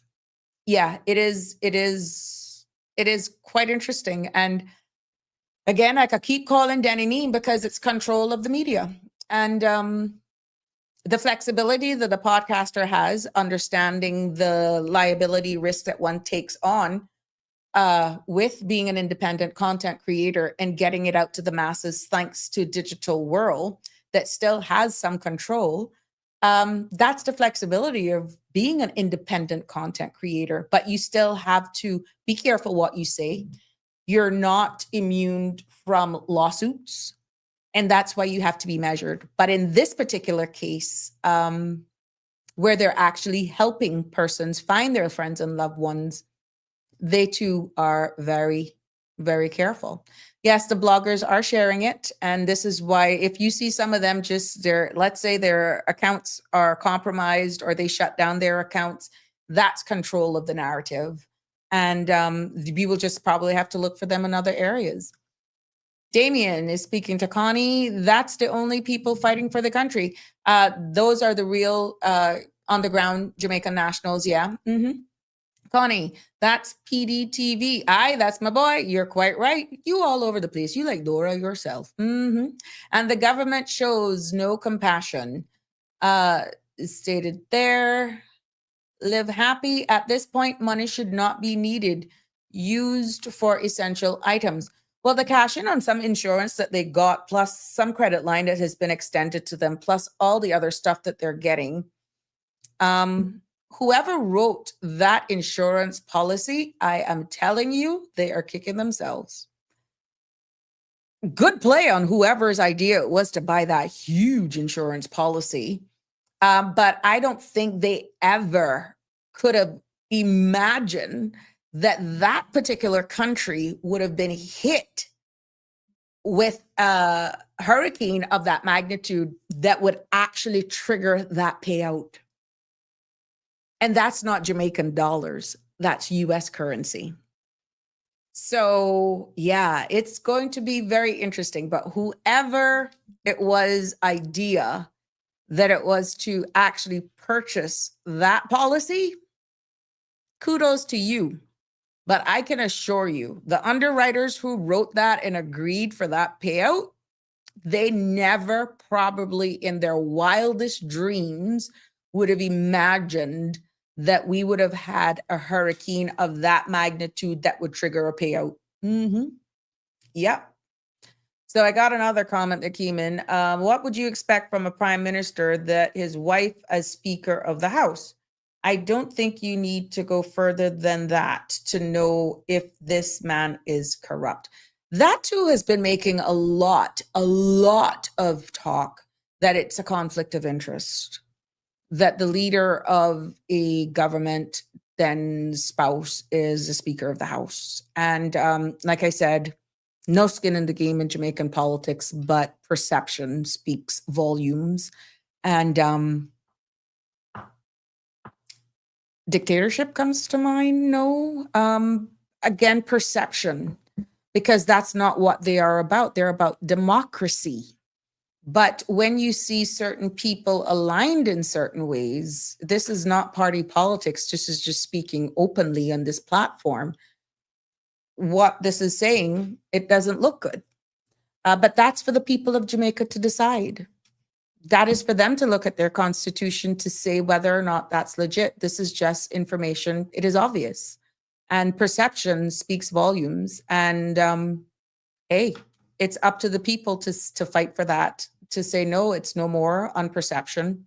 But it speaks a lot more about one who's holding the position than actually perception. So again, that's totally up to them. That's their local politics. We got our own issues to deal with here in the Cayman Islands. But when it comes to life, when it comes to looking at this as a natural disaster, and every life should matter, but the local politics that is there, that's going to take every Jamaican national to stand in one accord for change.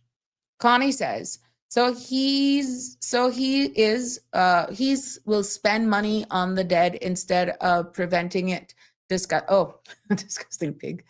Yeah, he's going to exhume them. That's what he said on the floor. And I'm quite sure that'll be in their Hansards because it was a live thing of their sitting of parliament. That's what he said. Connie, yes, I saw it. So he will have to make many trips. Oh, the guy with on the motorcycle. Yep. I couldn't sleep Sunday night after seeing the horror videos. Yeah, they're coming out much more now. Like I said, some of them are doing their best to blur them out though, but the stories are real. And when they do the interviews with the persons, like there was a lady who says her door, she's a diabetic. She's been there now for 4 days, don't have any medications or anything. And she could lose that thumb, God bless the mark, because there's no aid. And then people are saying, well, why don't they just try to get out of the area? Some people are even oblivious of the magnitude of the hurricane that has happened because they've been cut off for days. They just don't know what's going on. Damien, most people are talking about land clearing of these so-called smart cities, for these so-called smart cities. And we can't blame them for thinking that way due to the deplorable state and what the people are going through. Yeah, I saw something come up with that this St. Elizabeth is the new footprint for the smart city. And this is why they're saying that this was man-made and that this is a purge for this area. And that was what I was wondering, why people didn't want to possibly leave to maybe go to another parish if they could get out for a little bit. But then I'm being told by Jamaican nationals that even if, let's say, they go to Kingston or something, some of them have never lived in Kingston. Some of them don't have friends and family. Some of them do not have the monies to temporarily put up themselves someplace else. And I was thinking maybe because they were fearful that squatters may take over their place. But like I said, I don't understand the culture down there. But really what is coming out on social media, there's a lot more questions than there are answers right now. And even some of the things that we can answer, it's just not making sense when you look at all the resources with is it the soldiers and the equipment that they have down there, that they could actually do drops, like have somebody go in and just pretty much manage the distribution of these goods, or drop some of these guys that they propel down and drop food supplies, that sort of stuff down. I don't know. There was an area as well that they said water came in, and what was reported by the government, it is alleged, what was reported to the government, that they managed to clear a path that water could be distributed to an affected area. When the water truck came in, it wasn't for free. They were selling the water. So that again is another story coming out. So it is answers to those things that is key in rebuilding this country. But internationally, it doesn't look good for Jamaica, knowing the amount of support and aid that has been delivered there. Yes, I see somebody at Live Happy saying the government should rent a cruise ship and evacuate some people. I know that there was a cruise ship who put together how much millions of supplies as well. And they actually delivered supplies. But that requires a lot of talks between the government and the temporary cruise ships. And then we have the locals on the ground that are saying, you don't even need to go through a cruise ship. They could consider looking at some of the hotels or some stadium that they have down there and actually house people temporarily in these areas, set up kitchens that can do mass distribution in close proximity, and just remove the people out of this area temporarily until the necessary clean water and that sort of stuff is given to these affected areas. Now, for those persons who choose to stay for the fare of this smart city, then removing them may actually saying, okay, once you leave, that means you've abandoned ship. So there's a lot of communication that is going to be needed in order for people to really trust the government. And I think at this juncture, the trust is being lost on both sides right now. Because being in the opposition, how it works here is that the opposition isn't given funding to deal with their constituents. No. How it works here, they're not given like funding to deal with roads or anything like that separate from the government. The opposition here, how it works, they have to ask the minister for road works, for example, here in Cayman, and hope that they have built those relationships, that the minister of our roads here now will actually meet the needs in those constituencies of the opposition. That's really how it is. And you're saying, but we're all one people. That shouldn't be the case. Unfortunately, we are not that bad yet, but the sitting government is going to take care of their area. It is here. Say what you want. It is at play here, but not as blatant. And I pray to the Almighty God that we do not get to that here in the Cayman Islands. We're too small for politics to divide us. We're already seeing how divisive it can be. But I pray to Almighty God that it doesn't get that bad here in the Cayman Islands, that we could have, for example, roads that are in deplorable conditions. And because those roads in the Cayman Islands, that the area in which those roads fall, that it's no member of the sitting government. And because of that, they're neglected. I hope that that is not the case. Because that says a lot more about us than anything else in the world. Hi, Jasaria. Good evening. Late but will rewind. Oh, thank you so much. You're a faithful. Connie, laughing. Good evening, caller. You're live. What's on your mind today? Hurricane preparedness. Oh, go ahead. Tell me about it. Because right now it's in recovery, and we got Michelle. I'll call him back. Michelle, I'll call you back. Go ahead, Danny.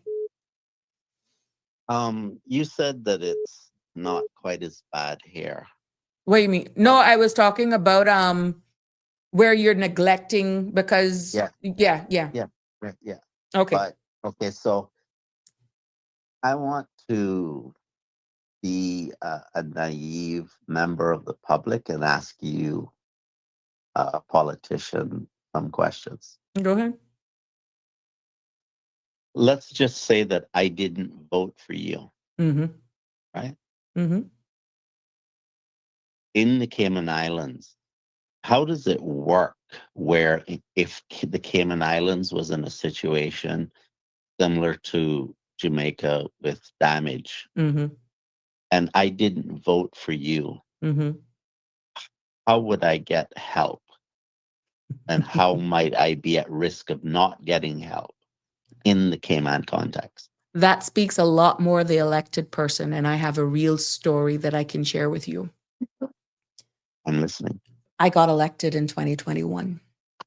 And on Mangrove Avenue, there was a lady who was she just couldn't stand my guts. And I know there are a lot of them out there. Ida and Grace came. And remember when we had all those cleanup crews and all of that sort of stuff? Mhm. We got the crews come out. And let me tell you, when we reached on Mangrove Avenue, in comparison to during the campaign, I was literally ran out of their yard because they had loved the incumbent candidate of 2021. They had wanted nothing to do with me. I mean, they were rude, they were vile, they spewed venom at me. But I won. And when I won, I represented everybody in Prospect. And when I was out there with the crew cleaning up, I personally raked up that yard and cleaned up that senior's yard despite all of the venom that they spewed, because when I'm elected, I'm serving everyone, whether or not you vote for me. On a point of clarification, I hear what you say that you would do. What is an MP legally obligated to do? In regards to their constituency, they would have a plan, because we had a plan. Mhm. But we included, and- based on the composition of the cabinet at that time, we included whatever additional funding we got to aid in the recovery process after Grace and Beryl. We included the opposition. And can an MP legally say, I'm going to help you, but I'm not going to help your neighbor? You shouldn't. But we don't know the relationships. No, legally, Denny, is almost like splitting hairs, because there is no job description.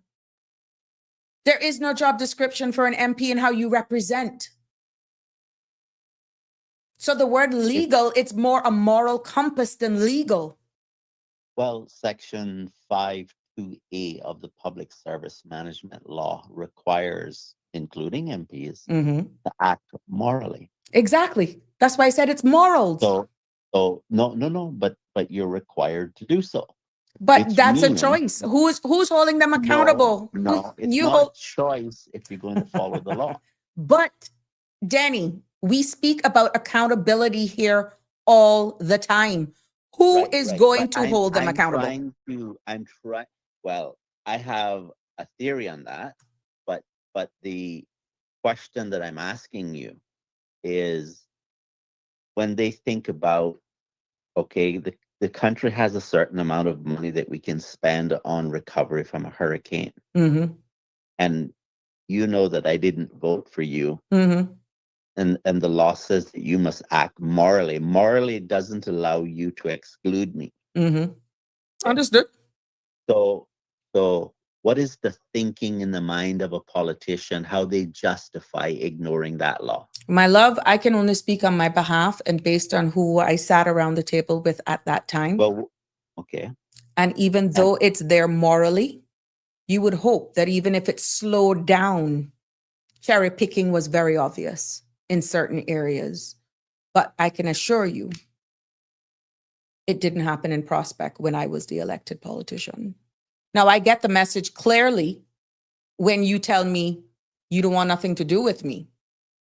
But not one person was turned away when they came to my constituency office in need. And if I know that you just don't like me or you didn't support me, even when I'm in that area canvassing or doing my checks, your road was not left out. I just don't pull off into your driveway. I Well, prefer. you can't, because if they say to you they don't want you around them, then you must respect their right, because you can't go and trespass on their property. Correct. But this is Right. why for infrastructure stuff, I didn't ignore Bedrock Circle. I didn't ignore Adventure Street. I didn't. Okay. So the way that we're looking at scenarios playing out in Jamaica, what Mm. you're saying to me is that the way it is in Cayman, It's different. and is it vastly different, or we just don't see it happening? I just think ours is a little bit more subtle, but at least our legislation is a little bit more transparent. Remember, they've rewritten their constitution, or in the process of rewriting their constitution, just Who? because they're independent, Jamaica, versus ours that we're still under a BOTC. Now, Yeah. I'm not telling you that it isn't at play, that you can almost look at Cayman being quite similar to what's happening in Jamaica with how we're behaving, but that speaks a lot more about how we're electing our elected officials. This conversation Well, would have been obsolete if it didn't go or be so obvious with single member constituencies. The well, cherry picking I is very obvious with single member constituencies, that if I know you're, let's say, a PPM versus an independent, whatever the case may be, then of course I'm not going to go to you. That is what's making it more apparent. well, that should be prohibited by law, because that's like somebody getting in an accident and they go to the hospital and the doctor doesn't like you, so you don't get help. Mm-hmm. No, that should be. Who's going to prove it? Well, look at it this way. If I make a declaration to the government that I lost everything in a storm, all of my hurricane supplies, I lost all of my documents, my clothes, I have nothing. Mm-hmm. And you can look at my place and you can see that I lost everything. Mm-hmm. Right? Mm-hmm. But you don't give me any help. How difficult could it be to prove that something is wrong with that picture? Danny, we see how certain contracts are even given right now. Well, how have you read the recent deadlines? Have you seen certain things put out for public tender? Like, really? Who's going to come up against that? Remember that I just told you I'm talking as a naive. Yeah. Okay. Yeah, but we need to be clear. We need to be clear for the purpose of this space. I was clear. And what I'm saying to you is, I want you to tell me how you think, because you've seen the system from inside. How do you think it could be changed so that in the Cayman Islands, we don't find ourselves in a similar situation when the next hurricane hits the Cayman Islands? Both the political and the operational arm of the Cayman Islands government do things in accordance to law. And would those legal requirements have penalties attached to them if politicians fail to live up to those legal requirements? Why are you putting it only on politicians when the execution of those laws are the operational arm of the civil servants? I am a naive member of the public. And I'm answering you. I'm answering you. Okay, so what you're saying to me is it's only those two elements, the civil service and the elected arm, are the only ones that would be responsible. But the operational arm, your government, is responsible for writing laws and policies in order to operate, which means holding people responsible, aka accountable, one and same. That's the operational arm of government. Now, it takes political will to avoid that cherry picking as we are talking about, because it is law on a moral compass. That's where the power is in the people. And that happens every 4 years, save by a referendum or civil unrest. And that's what is going to become of Cayman if our politicians do not start listening to the people. Well, I advocate for the people to have a right to fire politicians if they're not living up to their end of the social contract. So, but looking at how we are set up here with what's happening right now for the national budget, your MPs are, and your cabinet ministers go down and they fight for a budget for their ministries.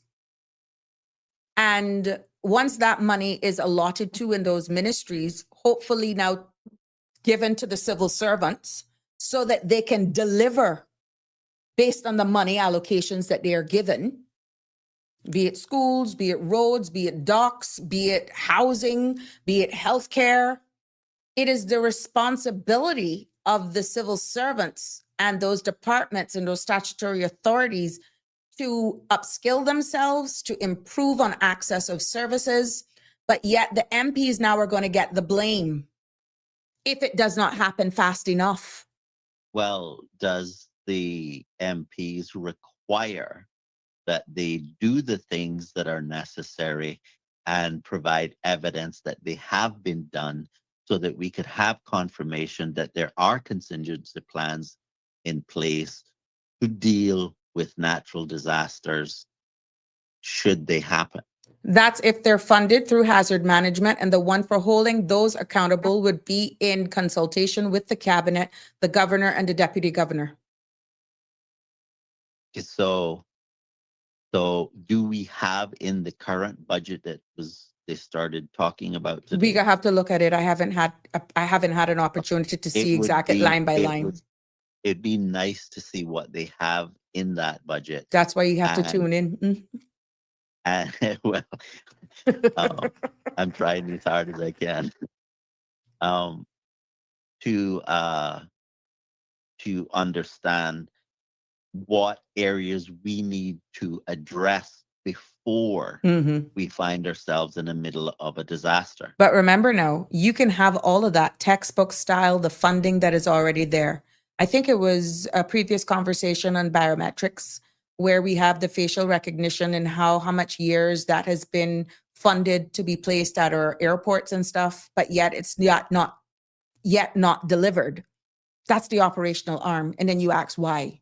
And here you are now with a budget possibly that was funded for those things, again, for smarter systems to make efficient systems, let's say in the government, run smoother. And come to 31st of December, that money goes back to zero. You still haven't delivered. You see what I'm saying? So you can fund it. You can fund it. But then who is responsible for pace? Who's responsible for delivery? Because the operational arm does not rest on the shoulders of the MPs.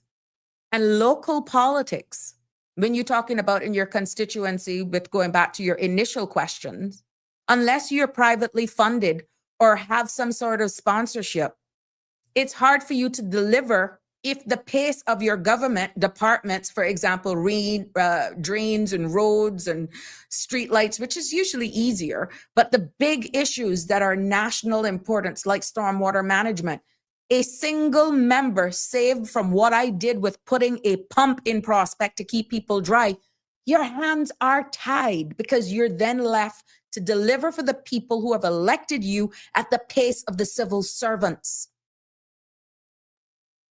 Well, have you considered that when you outline a project to be done in a budget, that you would associate a timeline of completion with that project? And my dear friend, are we talking about Ponciana? Are we talking about the Kimabrak High School? No, I'm just I'm deliberately saying that. I know. That's just deliberate. I'm saying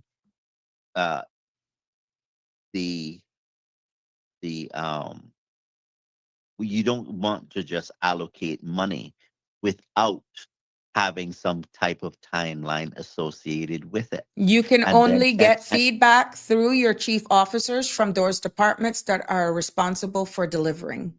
And right. if you play it by the rules and not interfere with operations, and you do it by the book, doing it by the book gets you where I'm at, a podcaster.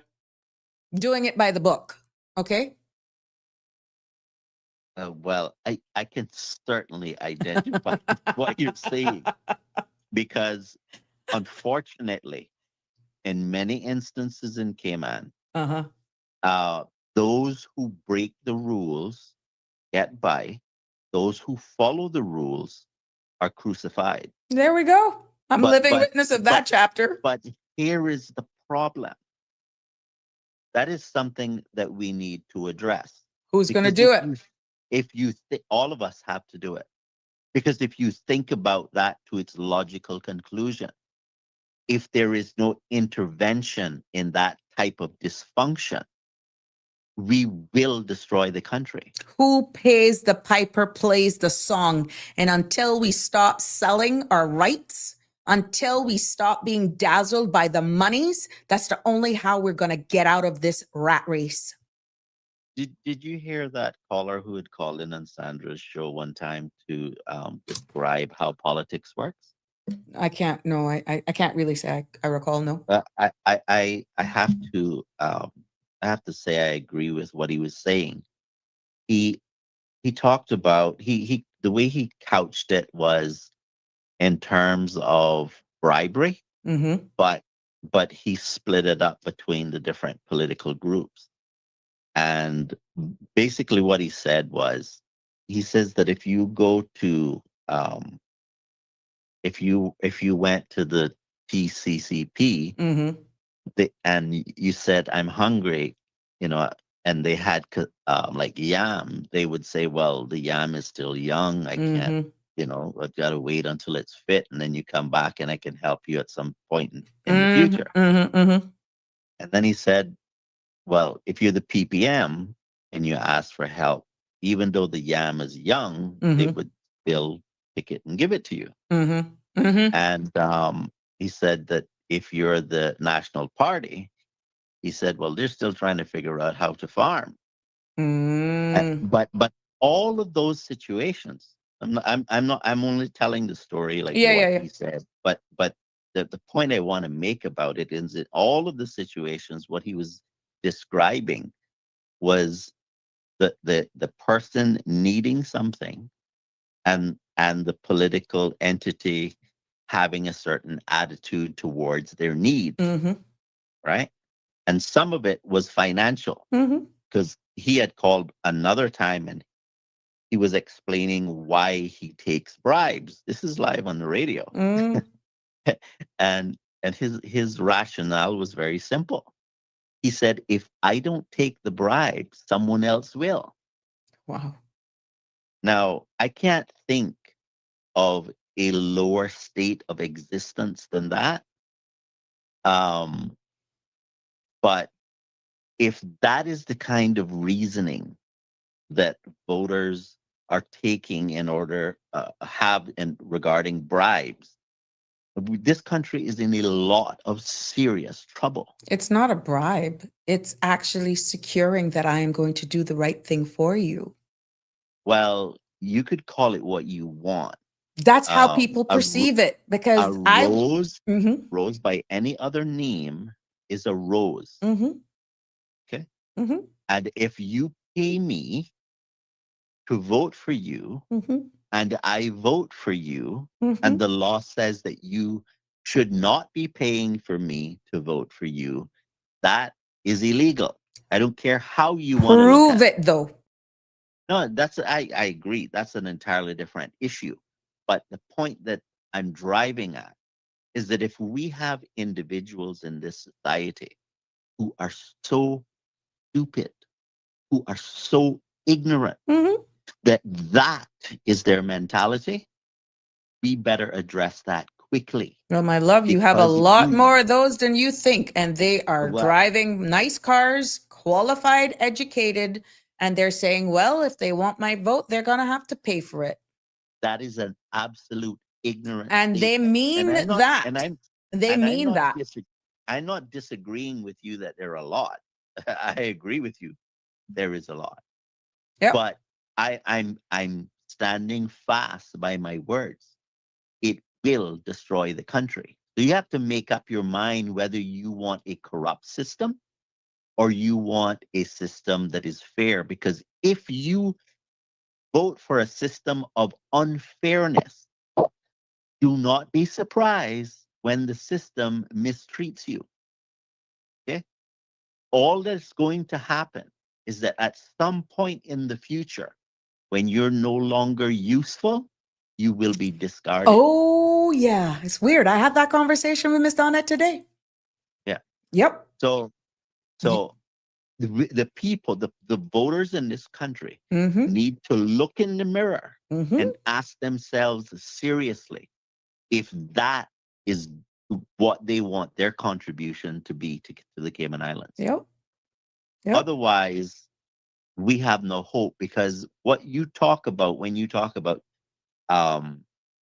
accountability in government, the government is not going to hold itself accountable. The people That's does. like, It's the that's people. right. It's the And people. if the people isn't going to do it, God help us. Mm-hmm.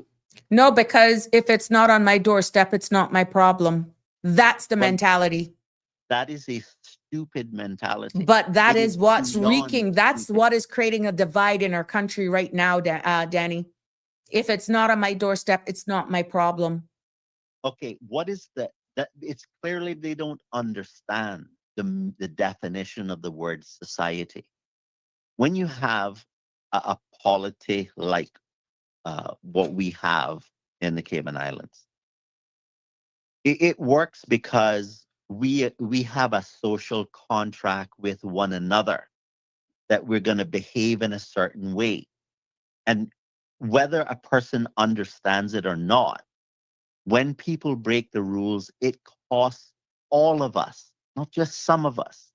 It's not that the government is reaching into its own pocket and taking out money that they magically acquired. It's being paid by somebody. Right. It is paid for by us. Mm-hmm. So when we think that it's not on our doorstep, It is. but yet the government is taking it out of our pocket, and we don't understand that. And we think that we're educated at the same time, that's pretty naive. Mm-hmm. Okay? Until it hits you. It affects all of us. Mm-hmm. It's not like if you don't commit a certain act that it's not going to affect you. The reason you pay the level of taxes that you pay today, the reason the bureaucracy is what it is today, is because of inappropriate and illegal behavior taking place, and the laws that get developed and the cost of running that machine that we call government increases. So we could actually have a more affordable cost of living if we were more lawful. So it's very naive for anyone to say, unless it affects me, it affects all of us. Mm-hmm. Mm-hmm. Yep. We would have persons, and this is based on experience, that I know for a fact, I've been a victim of this, that because I was not able to pretty much replace a roof or go to another member of parliament for an addition on a property, I lost the support of that household. Well, it's sad to hear that we have so many dumb people in Cayman. That's how your MP was actually measured. It is alleged that one particular household received 2 envelopes of money because they had tentacles that reached approximately 18 other persons or households, with some cases 3 votes. Well, and it happened in real time. It happened in real time in 2025. Can you imagine if the strategies and the logistics that are taking place in the political arena around securing votes is happening the way it's happening. Can you imagine what happens when you have a mandatory digital ID? When the government can guarantee Yeah. the number of relationships. The word democracy count will that. only be ink on a paper or letters on a screen. It will not be democratic. We're already there, unfortunately. Yeah, it will not be only get democratic. worse. Mhm. Yeah. They love to And- use the word democracy. That's a joke. It is a joke. You see when the premier came on to the radio to talk about the AI, right? Mm-hmm. And what I put to him was that there are sections of the law that the government is not respecting at the moment. And the They're Constitution. just outright Yeah. ignoring it. And it's okay. So who's And he's asking me and the public to give them more power that's far more dangerous than what they already have. And then I should feel comfortable that they're ignoring provisions of the Constitution currently, but somehow they will magically obey it if we give them more power. But that speaks to a culture here, Danny, and I think a lot more. Remember why I keep using this line, Danny? The silent majority can no longer remain silent. Persons like yourself, platforms like this, persons like Lisa, persons like Carrie, who else is very vocal? That really, Michelma, for certain key national things. That's not going to make the cut because we are considered the antagonists. We're troublemakers. Okay, let's imagine for a moment that the government gets rid of all of us, the vocal ones, and there's nobody left to talk. What will the silent people do?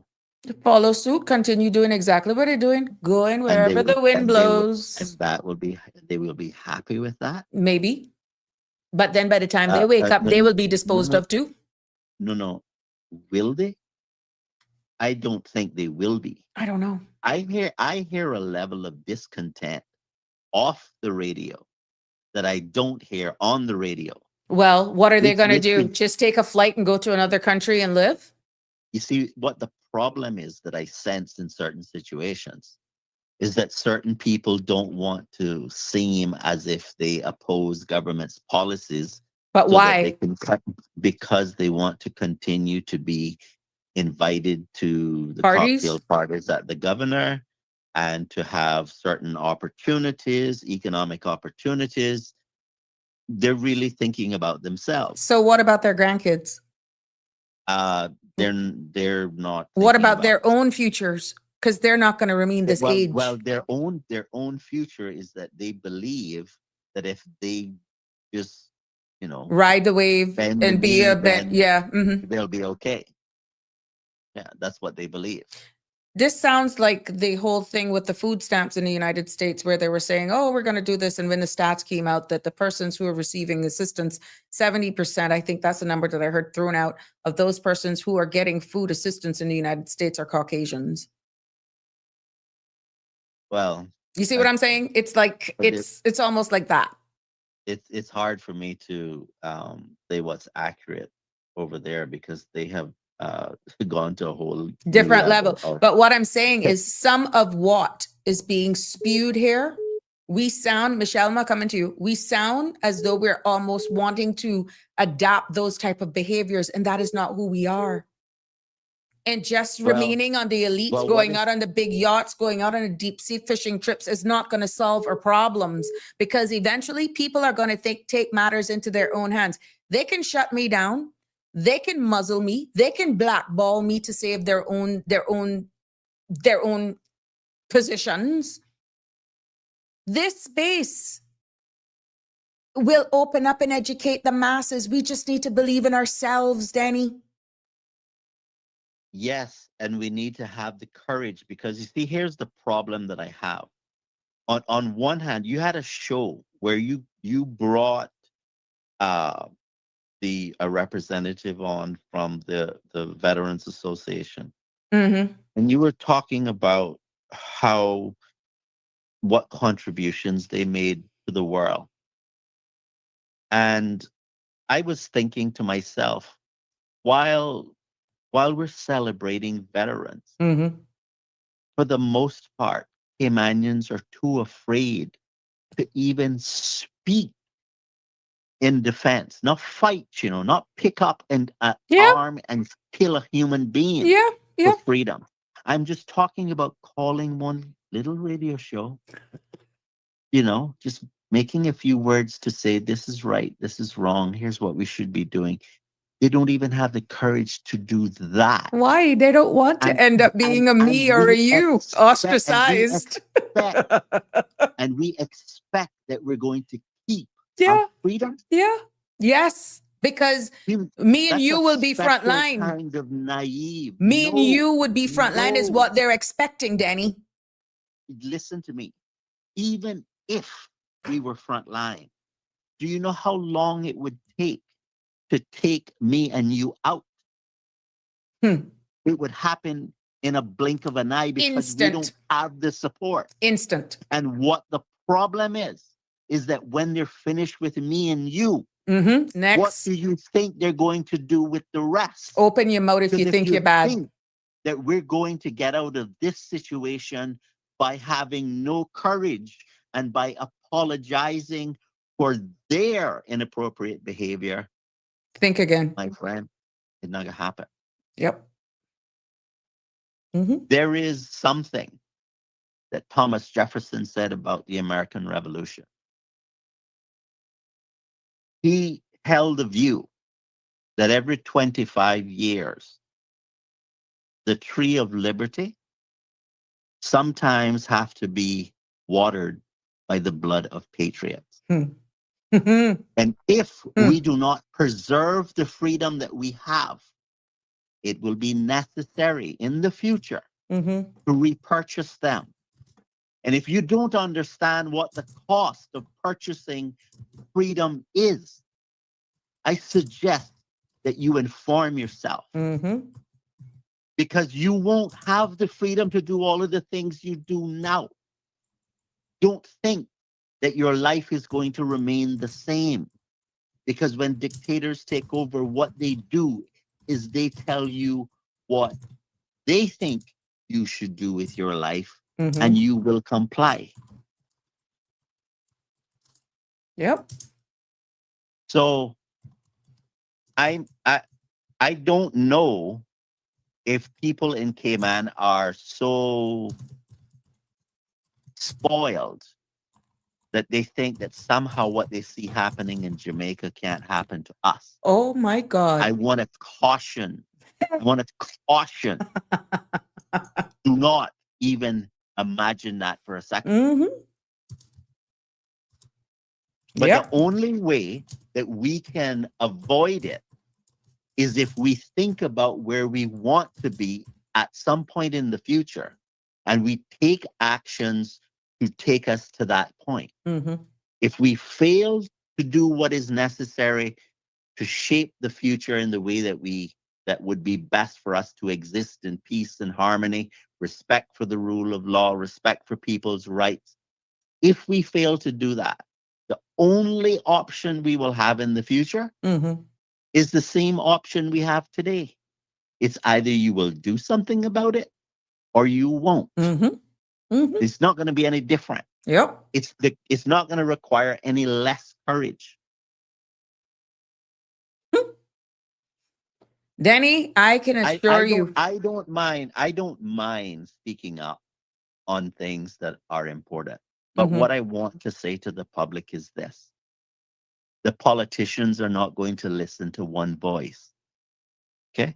Yep. In other words, if the politicians ignore the things that are being said to them Mm-hmm. by the few of us, Mm-hmm. it's because the majority sat by and said nothing. Correct. And it's their lack of action that is responsible for Yep. what happens. Their lack of non-action. Yeah. That's right. Mm. Right. Yeah. So, You know, I can only use my experience as an example of why I understand that that space is not for me. Because it takes a special type of behavior and character that is not coded in my DNA. let And me tell you something. Right on the same point you're making. In 2017, when I ran for office, there was a particular individual that I listened to for 3 hours talk. And I swear the person asked in ways that I didn't think was possible in the English language mhm, to be paid for his vote without saying, I want to be paid for my vote. I was mm, amazed. I got a hell of an education by listening to him. it's real. But what it cemented in my mind is that if that is the only way to get elected, it's not for me. There you go. And let me tell you, the environment has only gotten worse because we have seen certain cultures that have seeped into certain constituencies that if you think it was bad then, it is worse now. And the more that we're seeing showing up at the polls, Danny, are not looking like us, but they are Caymanians. And it is those Well, cultures, it is those mindsets that determines the trajectory of the composition of your cabinet in combination of whatever political parties they align with and how deep those parties' pockets are for winning constituencies that can be won sometimes with less than 100 well, votes. one of the things you said earlier was about a national vote. And I know that some people believe that that's a solution, but that actually isn't really as simple as it may sound. Correct. And let me give you an example. When you have a constituency where and I'm not saying that it necessarily has to be broken up in 19 the way it is, right? It doesn't have to be. For example, the concept that is articulated that needs to be respected is is uh, equality of the vote or equity of representation. Mm-hmm. And so each constituency could have 2 members. Each constituency can have 3 members, or, and in other words, as long as the number of persons in the number of constituencies are the same, the concept has been satisfied. So it doesn't have to be 1; it could be 2. Um, but what is important to understand is that the whole of the Cayman Islands is broken up into fractions, Right. and which requires each and every section of the country to be considered. When you have a national vote, nothing stops a political party from saying, I'm not going to Dog City, I'm not going to Rock Hole, I'm not going to, you list whatever place you want to list, right? Nothing stops that. So the and the other issue that you have with the national vote is that it favors those with the most resources. In other words, if you just happen to be a person of modest means, you might have brilliant ideas. That's not going to help you, right? If you're not on the side of the party that has the most money, too bad. And what that leads to is a concentration of power in the hands of a few that leads us in a direction that we've seen other countries go in, that result in policies and it's already happening in Oh, Cayman I'm to glad some you said extent. it, because I'm going to say Yeah, it's very much yeah, alive right now. yeah. And for example, um, so when you have that concentration of power, what happens is that they start making policies where the cost gets offloaded to the government and the profits stay with the those who invested in the political party. And so that you get into all sorts of elaborate schemes to ensure. And one specific case is, look at how Seneco is arranged, where the government gets all the indigent, but the private sector keeps those that are not. That's an example of what we ought not to do, right? And what I'm saying is that would only get worse, because what you have to realize is you have to think about money in a political campaign like a financial arrangement on the stock market. When companies put money in a political party, it's not a donation. I know that label is used, but it's not a donation. It's an investment. And if you know anything about investments, investors expect to receive dividends. Okay? They're not just giving this money away for nothing. I will go And out on a limb that there are some legitimate persons that really, I agree with you. honestly, I'm that's not just, yeah, I I just want agree. to just dispel that Yeah, it's not a broad brush, because you honestly I have agree. persons who I agree. believe in the mission, the I purpose agree. of some parties, and they donate because they understand what it takes to run a I agree. campaign, run a constituency, and they do not have an agenda. I agree with you 100%. So there are legitimate But people. they are not going to run the country. Exactly. So the people I'm talking about are the powerful ones Got you. Hear you. that move Hear you. the political machine, Got you. right? But I agree with what you just said 100%. Mm-hmm. And that is what we're seeing it happening right now. And again, Danny, the environment that we are in right now here in the Cayman Islands, and that is the voting populace, unless they're educated and take self out of it and their expectations of how they grade a representative has to change. Otherwise, we are disposable. And if what we are saying here and how we're trying to educate the masses, this is not telling you who to vote for, which political party you should align. We're doing it in an objective way that when that time comes, that you can make an informed decision, because only time will tell who you've elected, whether or not they will serve you and the greater good for the country. And that's hard to do it when it's a charismatic nature based on certain demographics in certain areas. They're not worried about tomorrow. They're worried about a now. They're worried about, I need to get my son and daughter off and I can't get a scholarship. And if you're willing to give me $4,000 or $5,000, then yeah, you're not only going to get every vote in my house, you're going to get everybody that I know. That's as simple as it is, Danny. And that's real.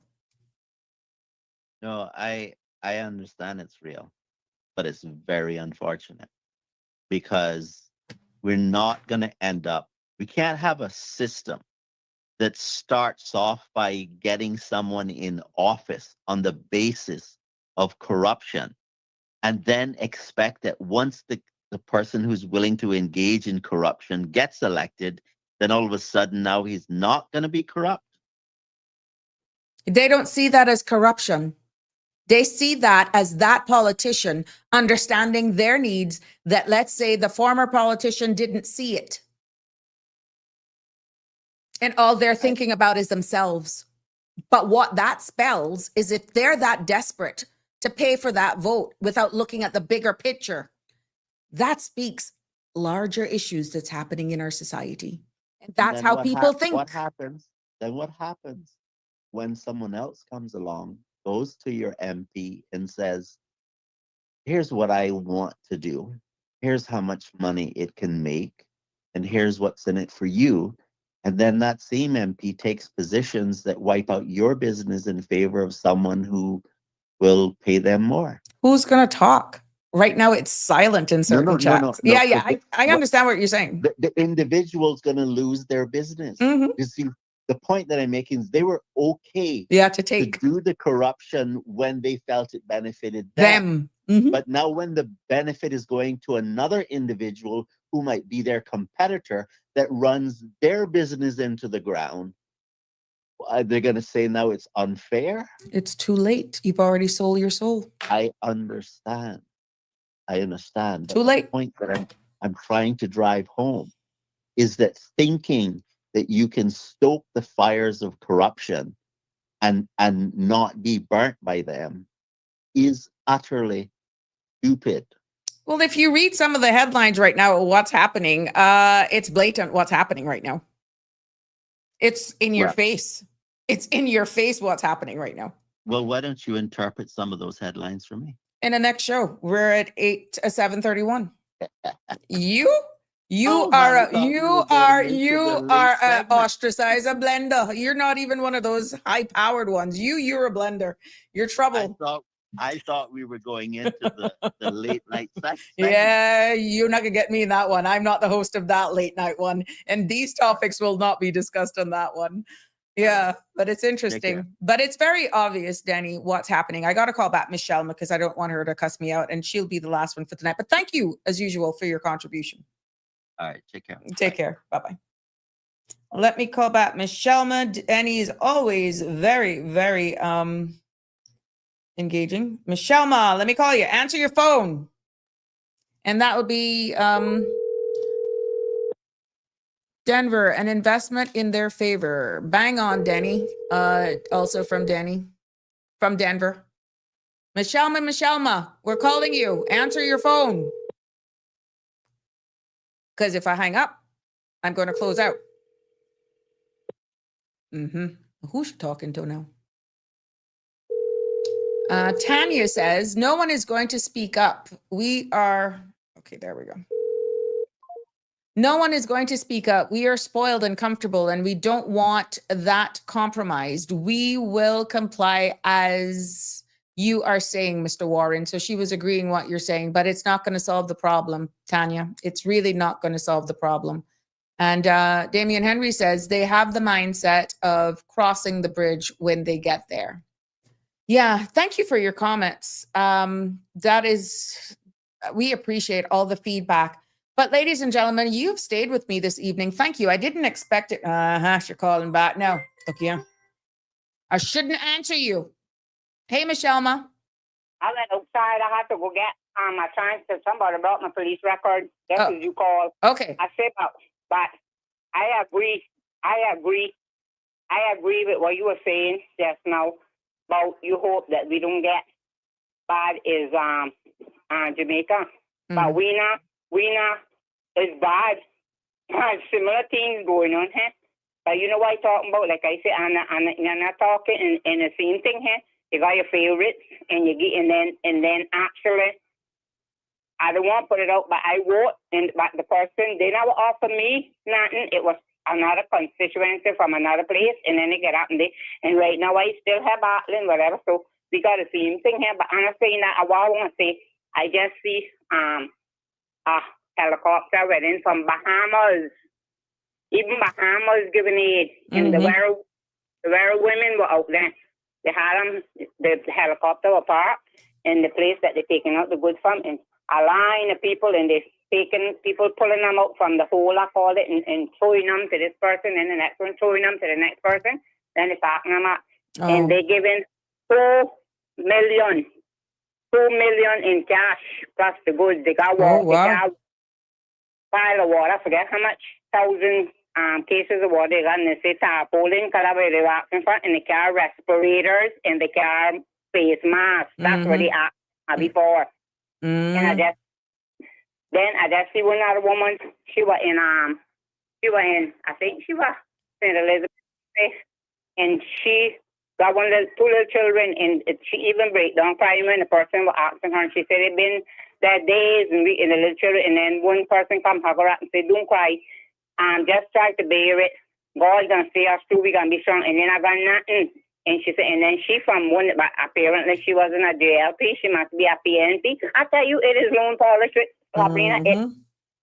And like you say that they want problem, shut us up. Well, I tell them, nobody not gonna shut me up, because if I see anything, and once I tell them the truth, the only person can shut me up is Almighty God. And if they cut my tongue out, well, I can't talk, but I can like a dummy and still make noise.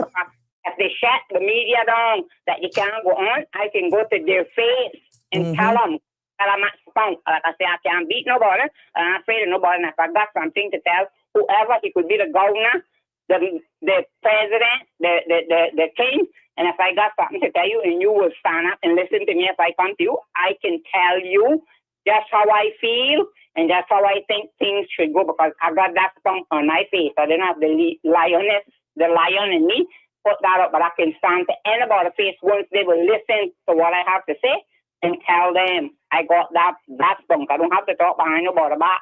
And if I say something, I will own up it. If I never say it, they're not gonna make me say it. They could put fire in squad, and they're not gonna force me to say it. And like I say, if I say it, I gotta say it, and I ain't gonna tell no lie about it. And then if it's something that I think that I shouldn't say, that I feel like I want to apologize for it, I will. And if not, well, they say who the cap fit, or let them wear it. Thank you so much. Like it, come lump it. Too sad, too bad, you're dad. Thank you so much, Michelle. We have had a very informative show this evening, going from Christmas straight into the realities. And thank you for sharing this. And I will definitely remove this banner and share this, because this is so profound. It says, much of the appeal of socialism comes from the fact that it allows people to feel morally superior without having to bear the cost of their policies. It's easy to advocate sharing when someone else pays the price. So well stated by Thomas Sowell. That is profound. And thank you, my friend, for sharing that. And, that speaks a lot about us. It speaks a lot about the few that is willing to take the risk, to stand even when we know that the numbers are there behind us. The numbers are behind us, yeah, but in the shadows. But they're not willing to speak out for whatever reason.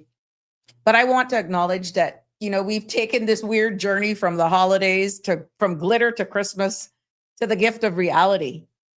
And we even started with tinsels and trees, but we ended up where we often do, to the heart of what it means to be Caymanian, and in a changing region and a changing times. This was a sobering conversation tonight. Now, we spoke about Jamaica's recovery and the international lens that often magnifies our missteps. But here at home, the silence of our own people speaks volumes. Too many Caymanians feel the weight of fear of speaking up, of being labeled for rocking the boat.